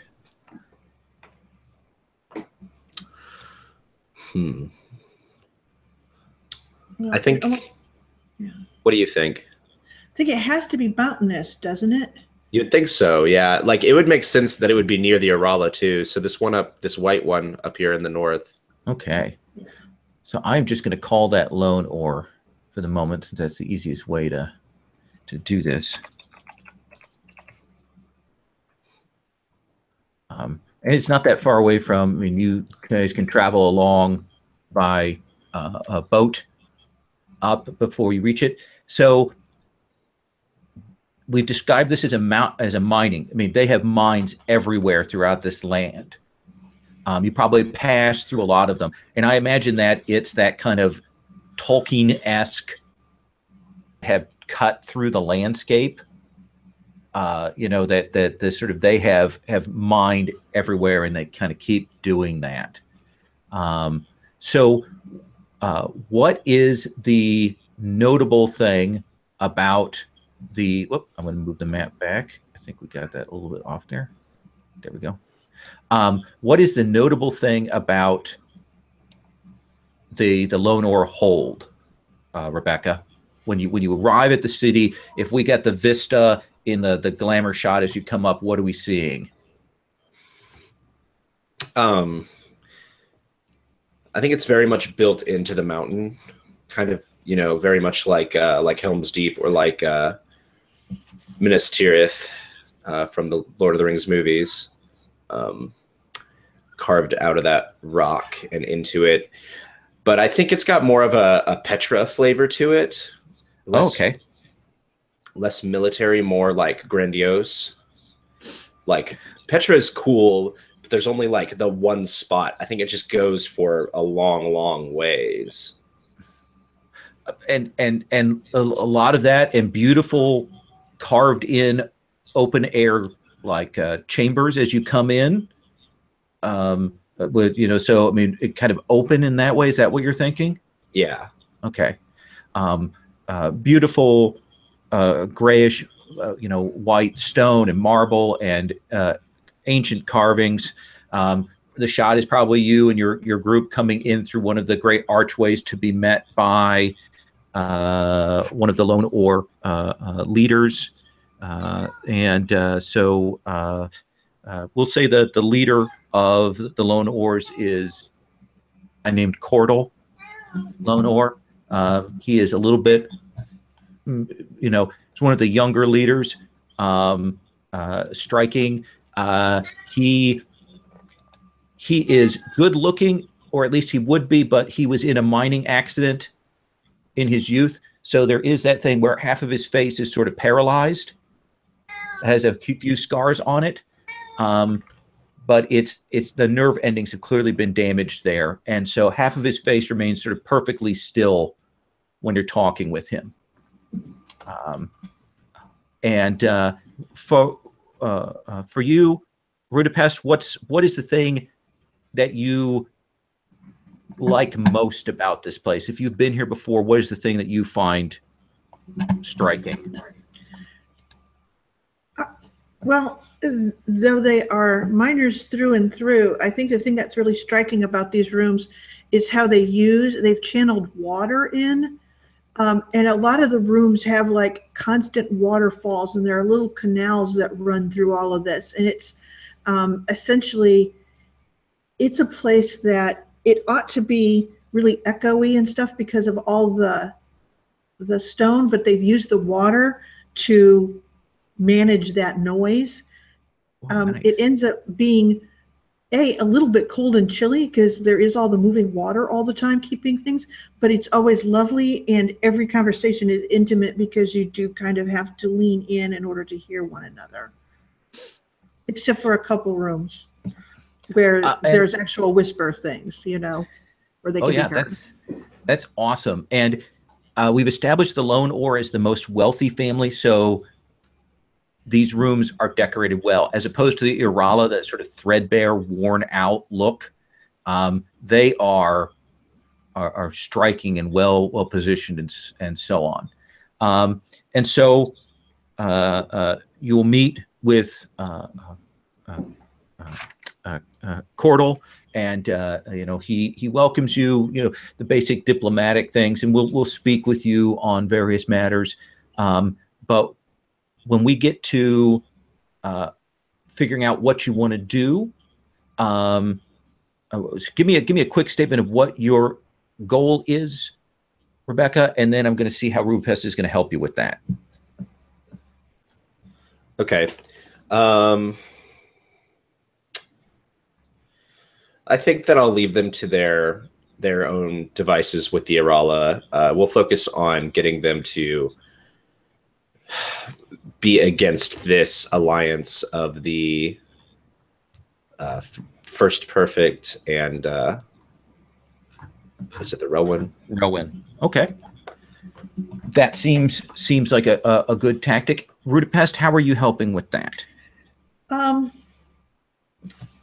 think that one of the things is that I have, among my friends from school, I have a good number of Cordell's cousins, younger cousins, and stuff who were classmates, and that is how I get a lot of the rumors about what do you say about the Relwyn that is to be engaged to the heir to the throne started. And I do make him, because we only have a little bit of information about it, I lay in lots of those pregnant, ignorances that will create the most horrible rumors that essentially, that it is something that he's working for the new church, that essentially that he's an agent of the new church, essentially. Excellent. So let's have you roll your assist roll. Okay. What is your, this will be with wealth. And what is your approach? My approach is charisma, because that's how I roll. I have friends, I work that way. Okay.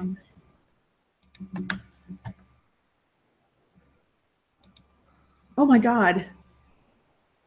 What'd you get? I got a +2. So you have a 7? I have a 7 to start.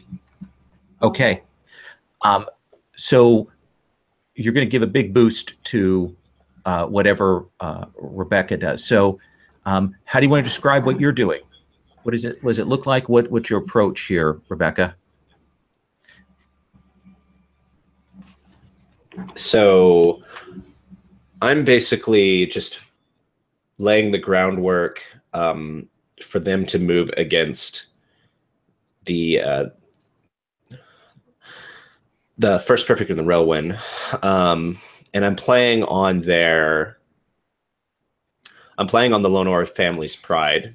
They have never, they're the only ones who can do this. They're the only ones who can openly oppose this alliance, because the Relwyns are about to be part of the crown, and the Lonor family is the only ones who have never bent the knee. Okay. So right away, you're going to have a +2 from invoking that aspect. You're going to get +4 more from Rudapest helping. So right now you've got a +6. Plus another 2 from your relation is +8. And what is your what do you want to call your approach? Let me see.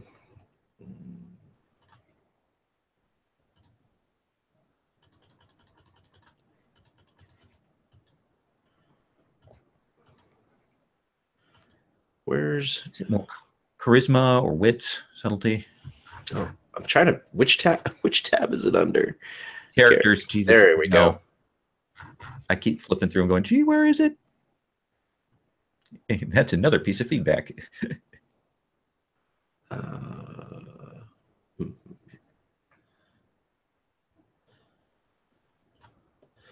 It's either wits or charisma, and probably knowledge again. Okay. So let's say wits and knowledge.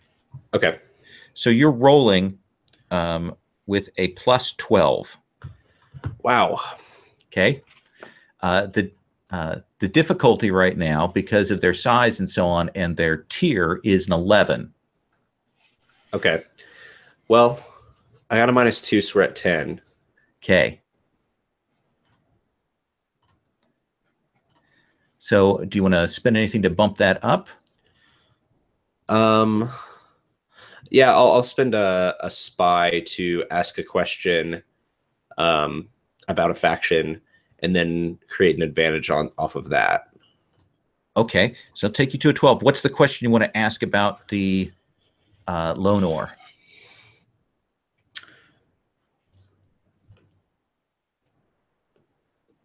Besides their pride, what urgent need, what benefit do they need from having a less stable crown?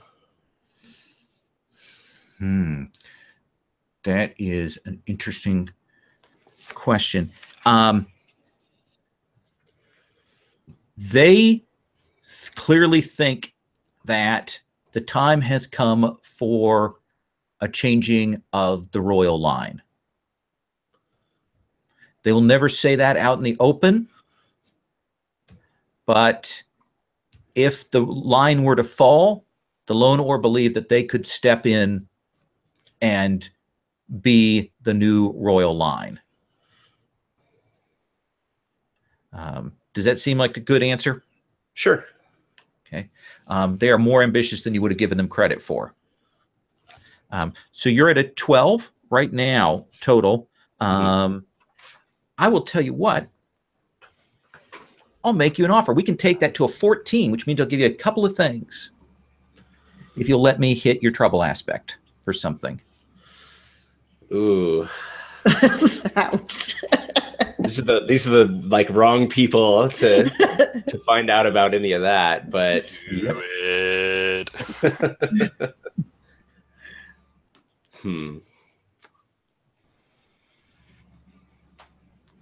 It's interesting, so sure. Okay. So yeah, you're at a 14. I'm going to give you two things.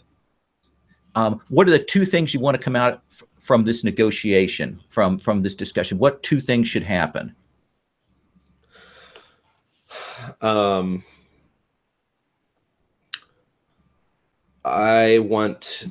think that we want that this alliance between the First Perfect and the Real One won't succeed. Okay. So they move in to threaten and split that and divide them. That seems great. What else? They begin open conflict with the Irala. Okay. And they will move, claiming to protect the crown and move on the Irala, which will cut off some of those Irala forces within your lands. Sherry, you had yes. Yeah, I have it a once per session thing. I'm adept at planning rumors as well as ferreting them out. I can plan an aspect with 2 free invokes on anyone I wish. Okay. I think I would actually like to put one on Cordal. Okay. And that rumor is that the next royal line must prove their worthiness by defeating the Black Rooted King, because that was how the original one did. So all right. I put it in that sort of, if they want to be the next royal line, that's what they've got to do. And so 2 invokes on that of him. Okay. He knows they have to be the ones to devote. Nice. And in fact, we'll cut to a scene at on the eve of your leaving,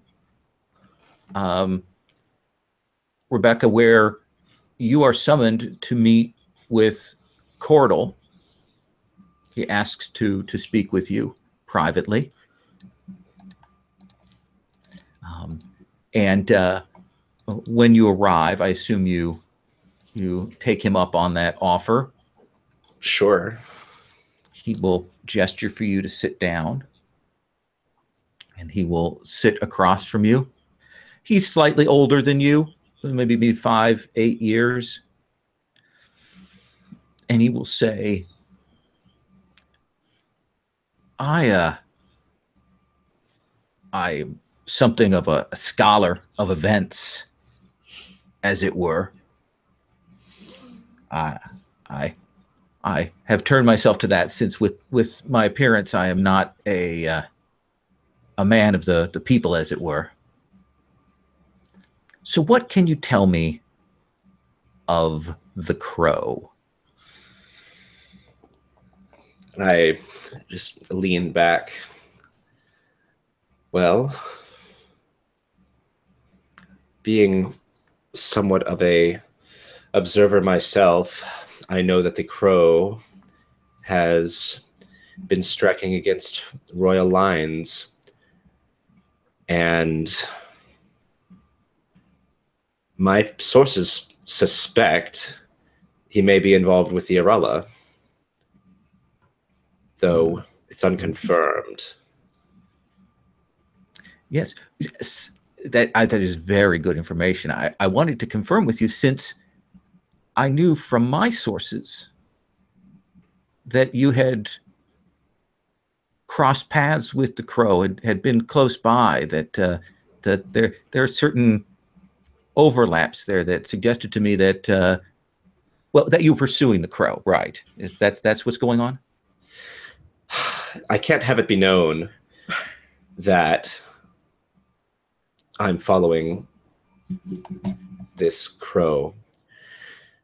If he were to find out that one of the noble families, in particular, my noble family, was pursuing, then he could ruin us. We do not have the resources to cope with what appears to be a dangerous criminal enterprise. Yes, certainly we have suffered, our family, at the hands of the Crow. So you understand my interest. Yes, I was reticent to bring it up, but I am aware that that was the state of things. And I will tell you, I was recently in the Arala's company, and moving about the city, we did observe some fine, uncharacteristically fine steel for the Arala. Yes, certainly we had reports on that this Crow was either sold them to the Arala or was in the service of the Arala. We don't know which. In fact, in my pursuits, I have been to the Ark, where the Arala have recently moved many of their mages. Mm-hmm. And there too did I see fine Lonor steel. Well, I will keep that in mind. I hope we will be able to share information in the future on this. Knowing that you are keeping an eye out for it too, it seems best that we would confer with one another. Tell me, do you know anything that I have not shared already? Yes, I do. He leans forward. The Crow is not a man. The Crow is a woman. You're so certain. Oh, I am certain. But enough of these matters. Thank you for speaking with me. I hope that we will cross paths again. I'm sure that we will. Oh, and I'll leave you with one last rumor that I have come across. Since you have been so forward and open, I do not say this lightly, but I have heard the Crow has been seeking some bloody vengeance on somebody, and I don't know what it is. I have not known the Crow to be violent, but well, I hope that we can move and intervene before any blood comes from that criminal enterprise.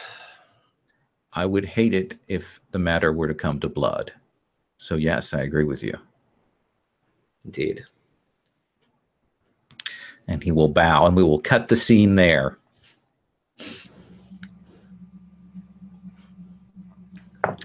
Did you want to say something, Rudapest?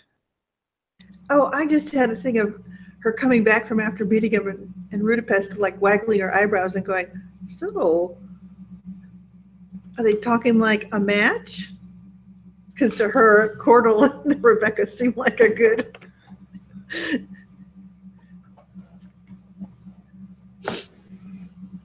What is Rebecca's response to that? Let that be the rumor. That will serve nicely should he ever have an accident and I need to look mournful. Rudapest is like, what? Awesome. All right. So let's cut to you, Kerwolf. Let's get you lead on a scene since you kind of handed the lead off to Hawthorne.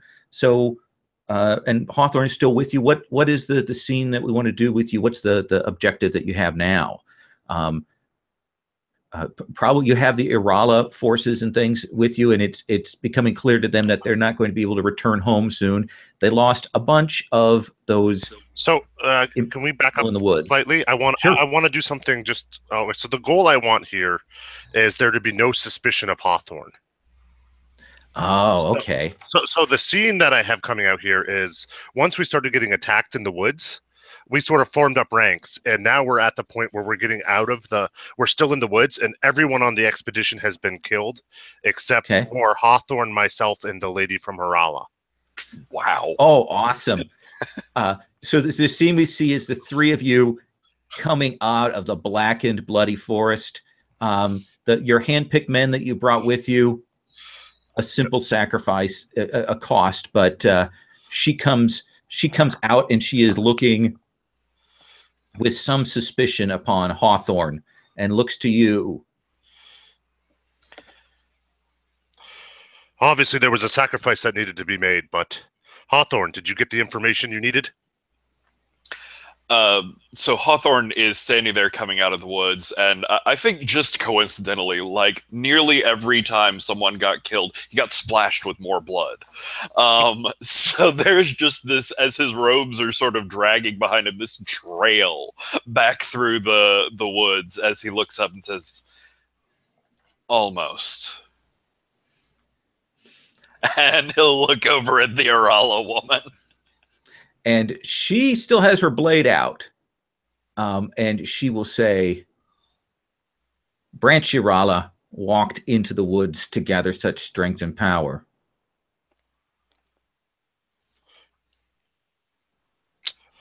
I think I understand what you're saying. And Hawthorne will pull an axe out, and he'll walk over towards her. And he'll say, we'll need to take care of this. And he's just going to smash her with the axe. Okay, so let us have you. This is going to be your force. She's going to attempt to defend.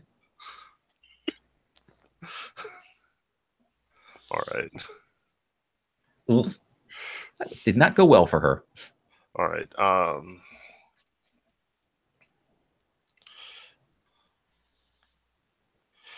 no, it didn't go well for me. I got a -2 on the die roll. Am I just adding force?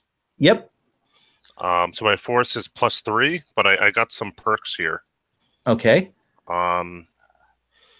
Unrelenting, +2 to use force to overcome or attack. Yep. So it's in the +2. And I don't know. I think that's the only one that comes into play. Okay.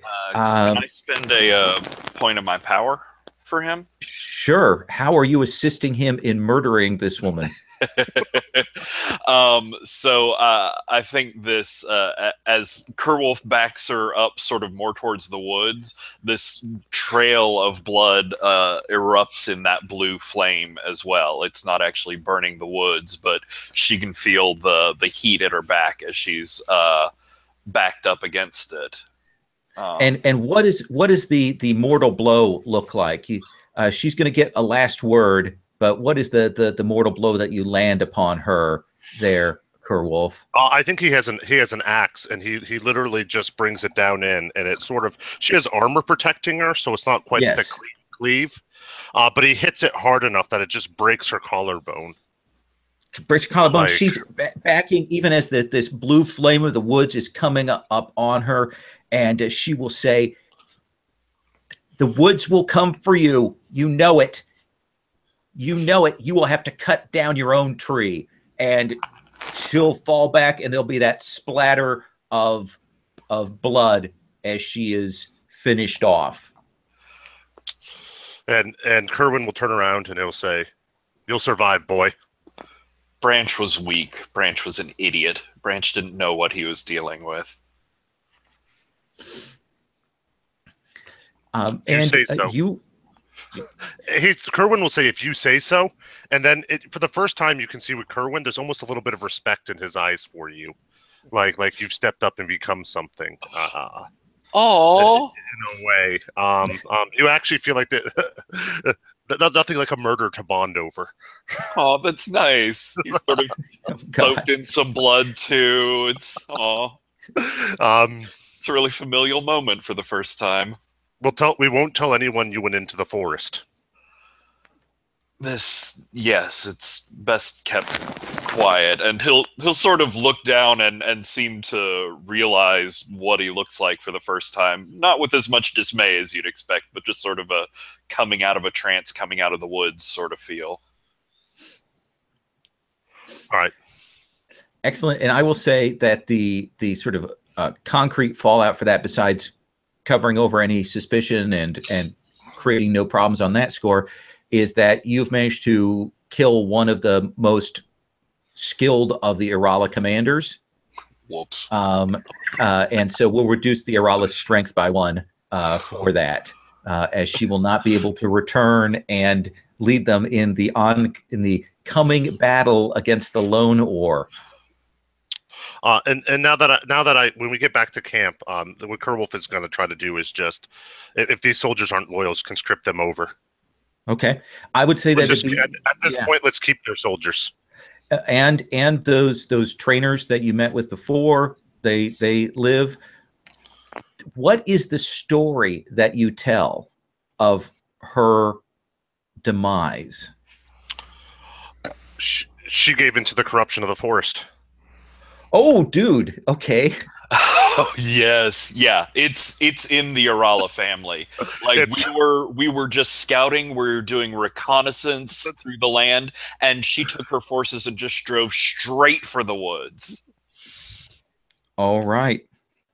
Oh, there is no one left to speak against you, because they're all essentially coding.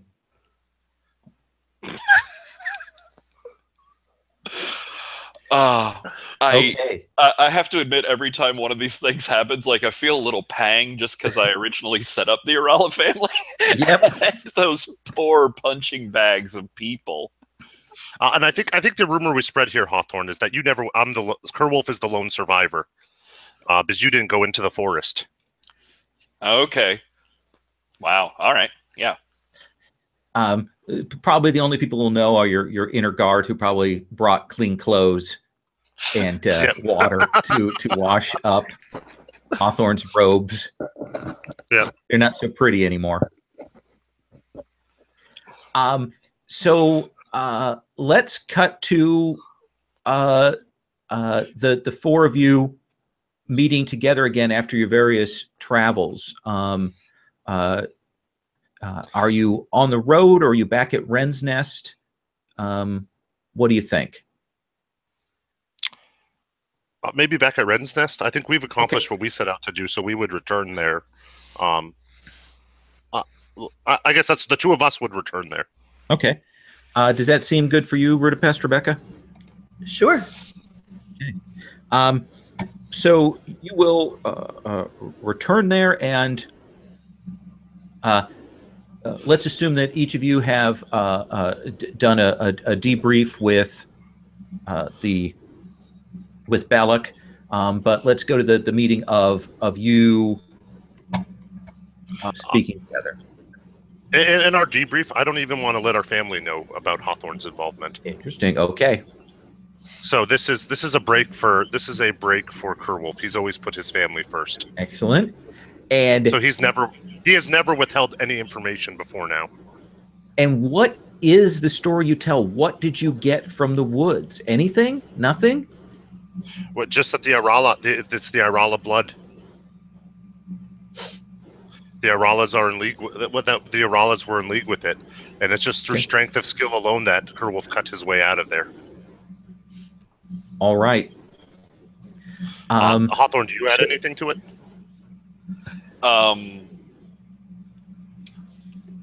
No, I mean, I think I'll embellish on the, like her sort of demonic draw and transformation a bit, but I don't feel like I know these people well enough to lie to them successfully, so I try and keep quiet. Yeah. Okay. Rudapest could always see through me when we were kids. Right. Well, and I think that she will push to what did you learn? Did you learn anything that will help anyone battle the forest? I think Rudapest, you can tell that we're possibly lying here because Kerwolf isn't necessarily one to bold and brag about his claims. Okay. He does have an embellished story about how he cut his way out there, which sounds more like bragging than he normally does. Okay. All right, then. I think, all she'll do is... I think you're skilled enough to see through this, I think. Okay. Good. I think that she'll just start carefully around the edges of it with, so did you learn anything about the nature of the Blackthorn King or how we can defeat that forest? Nothing useful. Time to go to Axe and Torch, I think. It was a confirmation of the threat that we knew was there. There is a power in the woods that's calling out, but the thorns are still out there, and I think I've figured out a way to track them. At least one. Only one should be all we need. If we could find more, that would help, but just the power of one would help. Okay. We will put our resources into finding that thorn. Not creepy at all. Huh. Okay. Here, what else? What is on our agenda then? To find a thorn? Yes? Yes, I think so. Hawthorne, if I can have a moment, there is something that I need to speak with you about. Certainly, yes. Yes, that sounds good. He's happy for the distraction from sort of talking about what happened in the woods. Yeah. Whenever, we'll have a moment, have that conversation. You just want to do that now? Yeah, let's do that now. Okay.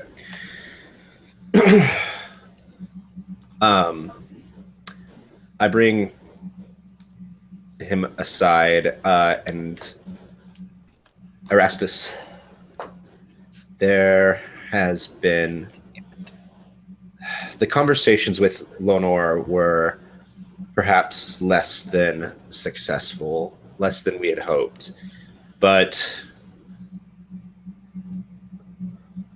Cortal Lenore, he is the only holdout. And everyone knows now that the Arala are the source of this evil. They are the cause of this problem, besides the Dark Forest itself. And if we can push them into decisive action against the Arala, then we can perhaps bring about a safer end to this. And to that purpose, I need to ask for your help. I'm here for the family, and I'm here for you. What do you need? This Cortal, something must be done. And if it were to look like there was some sort of tree magic involved, I know that it would push the Lenore family into decisive action against the Arala. It's an interesting proposition. I think maybe I know something that could help. I knew that you were the one to trust with this. And I'll grab him, by his arms. Thank you. Always, always, cousin. It's what I'm here for. Awesome. So shall we do some like individual like look in on people's scenes? Does that seem like a good thing? And if you want to do something that seem good, or do we want to do a group thing? What do you guys think?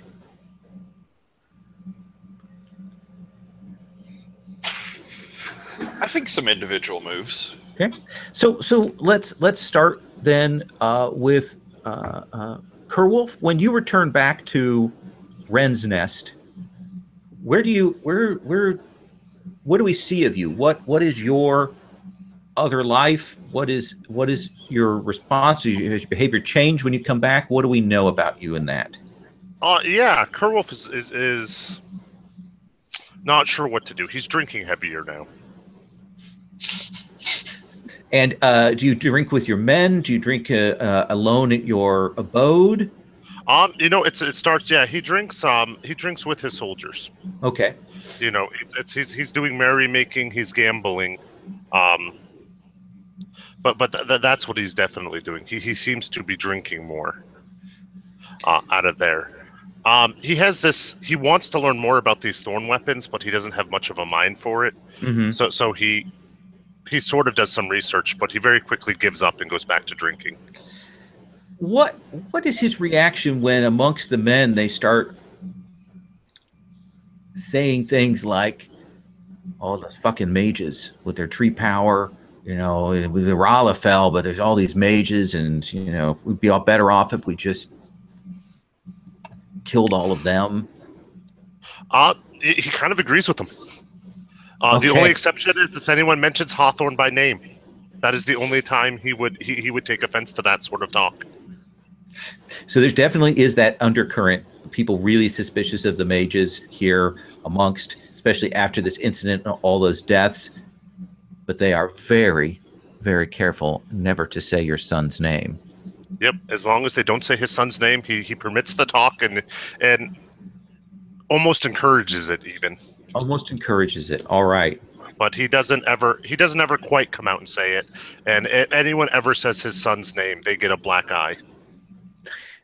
And that seems like a good, if we cut across to what do we see with Hawthorne there?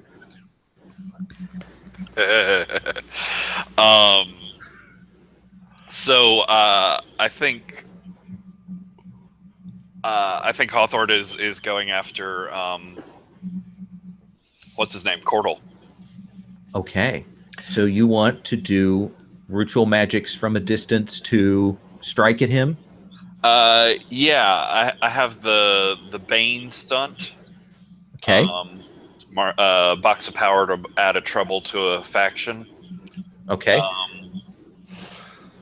And I think this happens like they have a garden or something there in the Palace of the Lonors. Okay. And I think it's something at night with him out there, and the plants, they just start to erupt in this sort of blue flame on the top of them. And I'm going to try my best to sort of recreate the branching of branch. Okay. So I would put Evil Gardens down there. Evil Gardens. As the trouble aspect. So I'm gonna. Here's what I'm gonna do. I've got 2 fate points left on my side. So right now you're at a 7 difficulty. I'm going to invoke Never Bend the Knee for a +2 to get me to 9, and I'm going to spend an invoke on the desire to root out the bad trees to support the Royal Line. So I'm going to take it to an 11. Wow. Okay, but you've already got a +2 from the Evil Gardens that you put on site. Okay. And subtlety and magic. Okay. So that's +4. And Okay. I'd love to try. We were talking about doing like a heist-style flashback scene. I'd love to see what Rebecca did to help support this and make sure that the blame went to the Aralas. How did you help, Rebecca?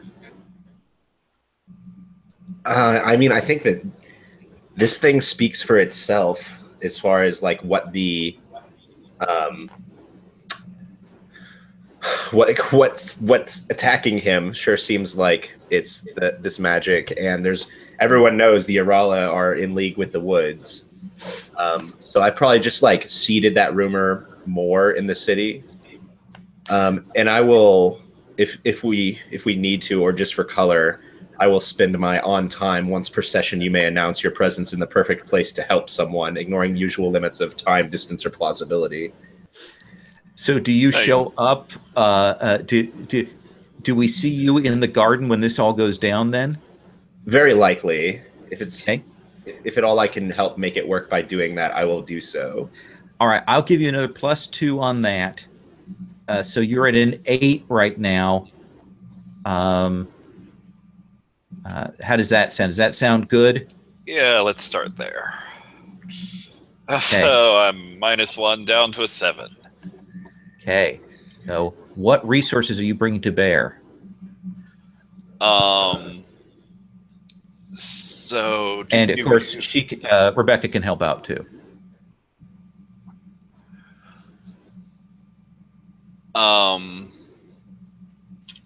So I think I'm going to take third aspect.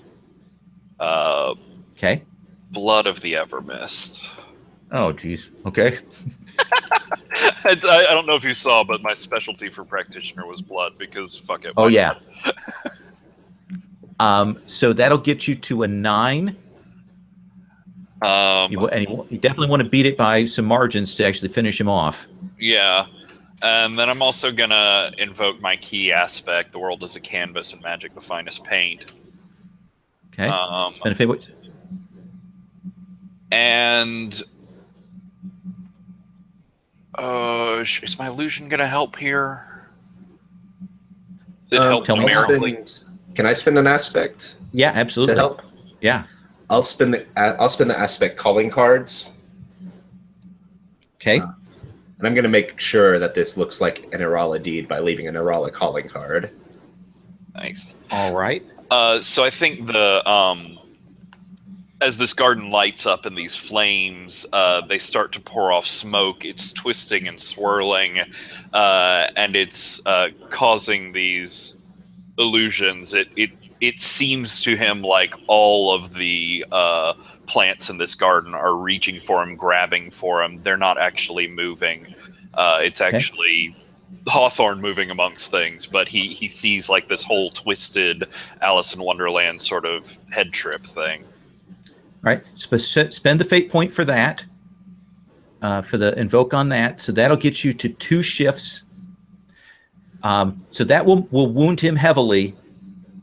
2 more points will ensure his demise.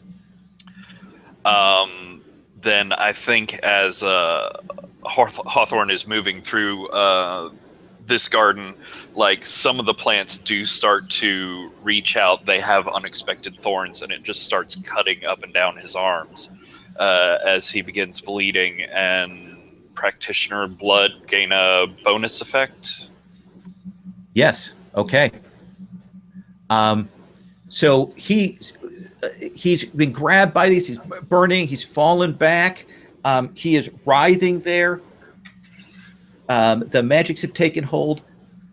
So I need Rebecca to describe to me now this calling card and what you say to him in his final moments here. Right. So he's like crying out for help, crying out for the guards, and a guard comes running. But it's me. He notices the guard is a little too short at just the last second as he reaches out for help. Like he's in this tangle, and the guard doesn't want to get in there, but he reaches, his spear in, and the spear has a banner on it, and he manages to grab the banner. And then he sees that the banner is this Irala banner, and he's got blood on his hands, and there's blood all over the banner now. And Rebecca just kind of tips her helmet back and is like, "You shouldn't have crossed the crow." and then she just stabs him with that and leaves him to the woods. And there is that look when he sees, and he's like Yeah, I was right. And he gets just one moment of that before and dragged back into the thorns. And you can hear the clanging of the bells, as the alarm is raised. And the Irala banner lies on his corpse. And that seems like a good place to close that scene. That went well. Yes. And what about you, Rudapest? Okay, so I think that what you see is Rudapest has a set of documents there.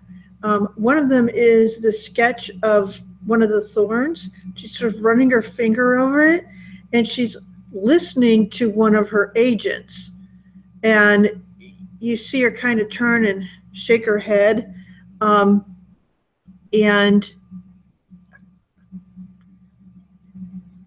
she essentially gives orders to set her connections to watch her own family.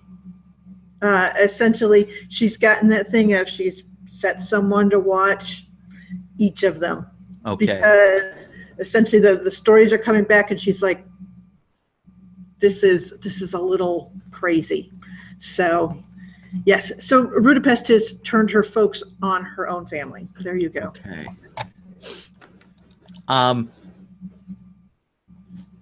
This actually seems like a great place to stop. I hate to say that, but this is like a perfect little end bit there. So I just had one tiny thing. I wanted to see what other people. Yeah, go on. Is just after somehow we've come all the way back from the Lonor Castle back to the Wren's Nest, and Hawthorne is of course still covered in blood from that mission, but it's up in his room.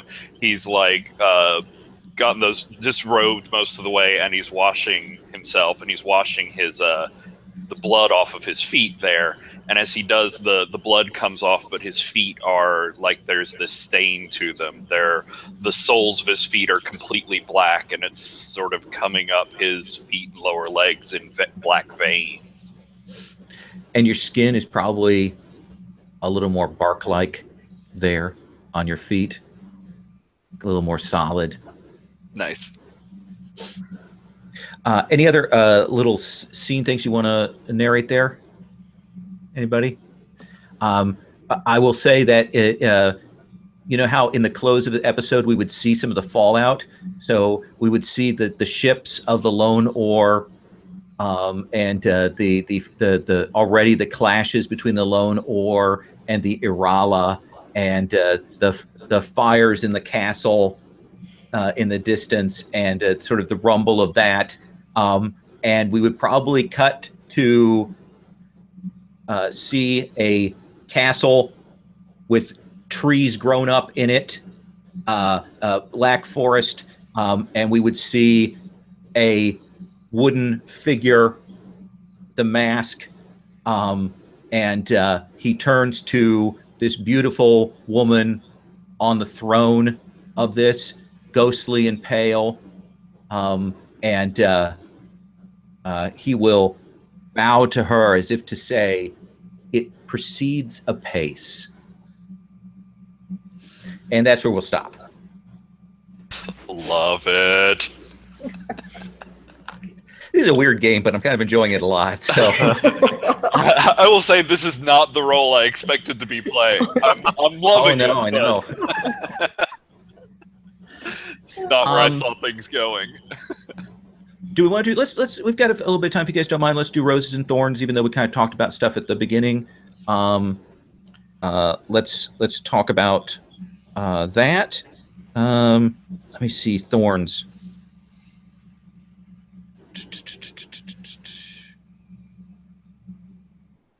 I'm not. So I do agree with your assessment early on. I think the thorn is that yeah, I do think that this is a game that would do better in play by post. I'm enjoying this, but I can see some of the potential for that. So to be my thorn on this. Other people's thorns? So on the play by post thing, I just want to say I enjoy this medium more, but I'm just not a play by post player. Yeah. But Neither am I. that's It'd that's be completely hard. just personal preference there. I think this would work in play by post, but that's not a medium I enjoy as much. No, it would require some tuning. I think it's going to require tuning to make it work here better. One thing that we may be able to do, this is just sort of spitballing out there, is I wondered if we selected season actions before we sat down to play and then played them out. I don't know if that would actually go any faster. Interesting idea. So I wonder if it's a game that you could sort of do a little bit of prep work for before each session. That way you'd be able to just slide through a little bit faster. Yeah, let me think about that. And then the only other thorn here, this goes straight to me, is that I'm just slow. I'm slow at switching apps to go roll the dice, but that's just something I need to get faster at. Because I feel like, we got to make a roll. I slow the game down while I'm trying to figure out how to make the roll. I didn't feel it. Yeah. No, I didn't feel that. Okay. But Other that's, thorns? I feel like I don't have any other thorns other than that. It does seem to progress a little bit slowly, but I don't know if there's a solution for that and still play this style of game. Right. When you know what I mean by slowly is that there seems. No, it is incremental. And I think that might just be part of the nature of the beast, though. So. David, Patrick, That's all I Terry, had. other thorns? I definitely I do think this would work in a play-by-post. I agree that the play-by-post is not really my preferred medium, but I think for live sort of play, it would also require some thought and structuring and something very intentional, like, okay, this session or this half of the session we're going to be very high level and meta with things, and we're just going to figure out the sort of seasonal structure of things. Okay, and then this session or this part of it we're going to get in and do deep role play, and it'd be something where you'd have to intentionally switch gears, I think. But I do think it could definitely work live play. I think it is working. I haven't. Yeah. Sorry. Yeah, no. David, Sherry? Be specific. Which one? Sherry. Okay. Sherry is, I feel, let's see here. I feel awkward because they're all so good. Does that make any sense? So you guys are awesome, but I feel leaden. So I'm going to have to rewatch it to figure out what I got to do to pump things up here a little bit. Okay. So I know I feel like I'm playing leaden. I know you always say that though. I do. I feel you guys are all awesome. I'm awesome. I love playing with you, Sherry, and I love Budapest. I'm trying so hard there. David Thorns?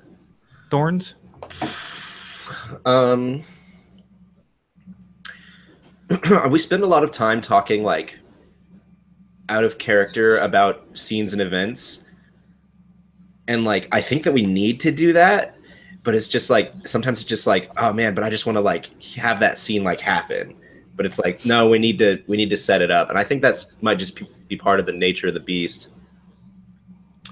Yeah, I agree with you 100%. I'll tell you, I like the structure, and I think if we could find a way to do some of the mechanical parts of it faster, that would help. Because we are having to stop off and meta. I agree with you on that. I think you're absolutely right. Yeah. On the roses, part of that is like lack of, personally at least, it's like lack of familiarity. And I'm sitting here like staring at the list of other options, which I think are super cool, but I haven't really internalized yet. Yeah, and inherently that's the price of scene setting games in some ways, is that you always have that sort of thing that you're setting it, and then it's like, can you slide into playing the scene? I think that's it. Is we just need something to go from set the scene, slide into playing the scene. Yeah, and then if there was a way to take the overhead out of it when we need to get to a roll, I don't know what that might be, but yeah, because Fate certainly has. It's meant to be kind of that build up, and there are a lot of pieces, and we're kind of doing it that way. I think you'd be sacrificing something to do a really fast resolution, but I think it would also add, I don't know. I don't know what the answer is. I think that the fate dynamic of like, basically as long as we spend enough, we get to succeed is really important and key to this kind of game. Mm-hmm. I don't think that like a PBTA role would work here, because we might have It would snowball. Yeah, it might snowball Nobody's too much. Yeah. So, Roses, despite all of that, I really have enjoyed every one of these scenes. I love every one of these scenes. It's doing all of that kind of what I imagined about Game of Thrones. Like, the moments are coming out of the kinds of things that I can imagine, and in completely surprising ways to me. So that's my rose. Other roses, James? My character's developing in a different way than I first saw him developing. So thank you, Hawthorne. Similarly, he kind of hates himself now, but it's so I truly enjoy that. And then just to piggyback what we talked a little bit about the die roll mechanic, I like the way it's working here, because it's not really. The question when we roll dice is not, are we going to succeed or fail? We're generally always going to succeed, but the question is, what cost are you going to pay for that success? Yeah. And that's a more interesting question than success or failure. Is the, I really think that that's the core of what this game gets at, is what cost are you willing to pay? And I love that about it. So I think that is great. I think we might actually have a little bit too much fate points. Or we don't. Or other powers. Unless we play longer sessions or got more scenes. Yep. So I think we might want to, in a 5-session run of this game, maybe not necessarily have a refresh. Or maybe only have one refresh instead of a refresh every session. Yeah. So that we have to like beg and scrape a little bit more, because I didn't actually tap into any of my fate points at this. No, that's a good point. And certainly I've done that for one-shots and short games before, where I've lowered the fate and given no refresh. Okay, that's an interesting idea. Patrick, other roses? I'll say for Kerwolf, James, you're constantly making choices and saying things that catch me completely off guard, like in a really great way. But I sort of feel bad sometimes, because like my immediate response is to laugh and just stare, because I did not expect what you just said. I'm trying to get better at like actually staying in it and coming back. But I love the choices that you have made, and the way that it has forced this weirdo relationship between our two characters that has pushed both of them off in strange directions. Oh yeah, the relations is really interesting. And Lowell, I love how within sessions, but certainly from session to session, like you take the little dropped threads and bits of story that I and everybody else throw out there, and turn them into big important things for the world. It feels really satisfying to have that come back on you and show back up later. Oh, good. I like that. Sherry, roses?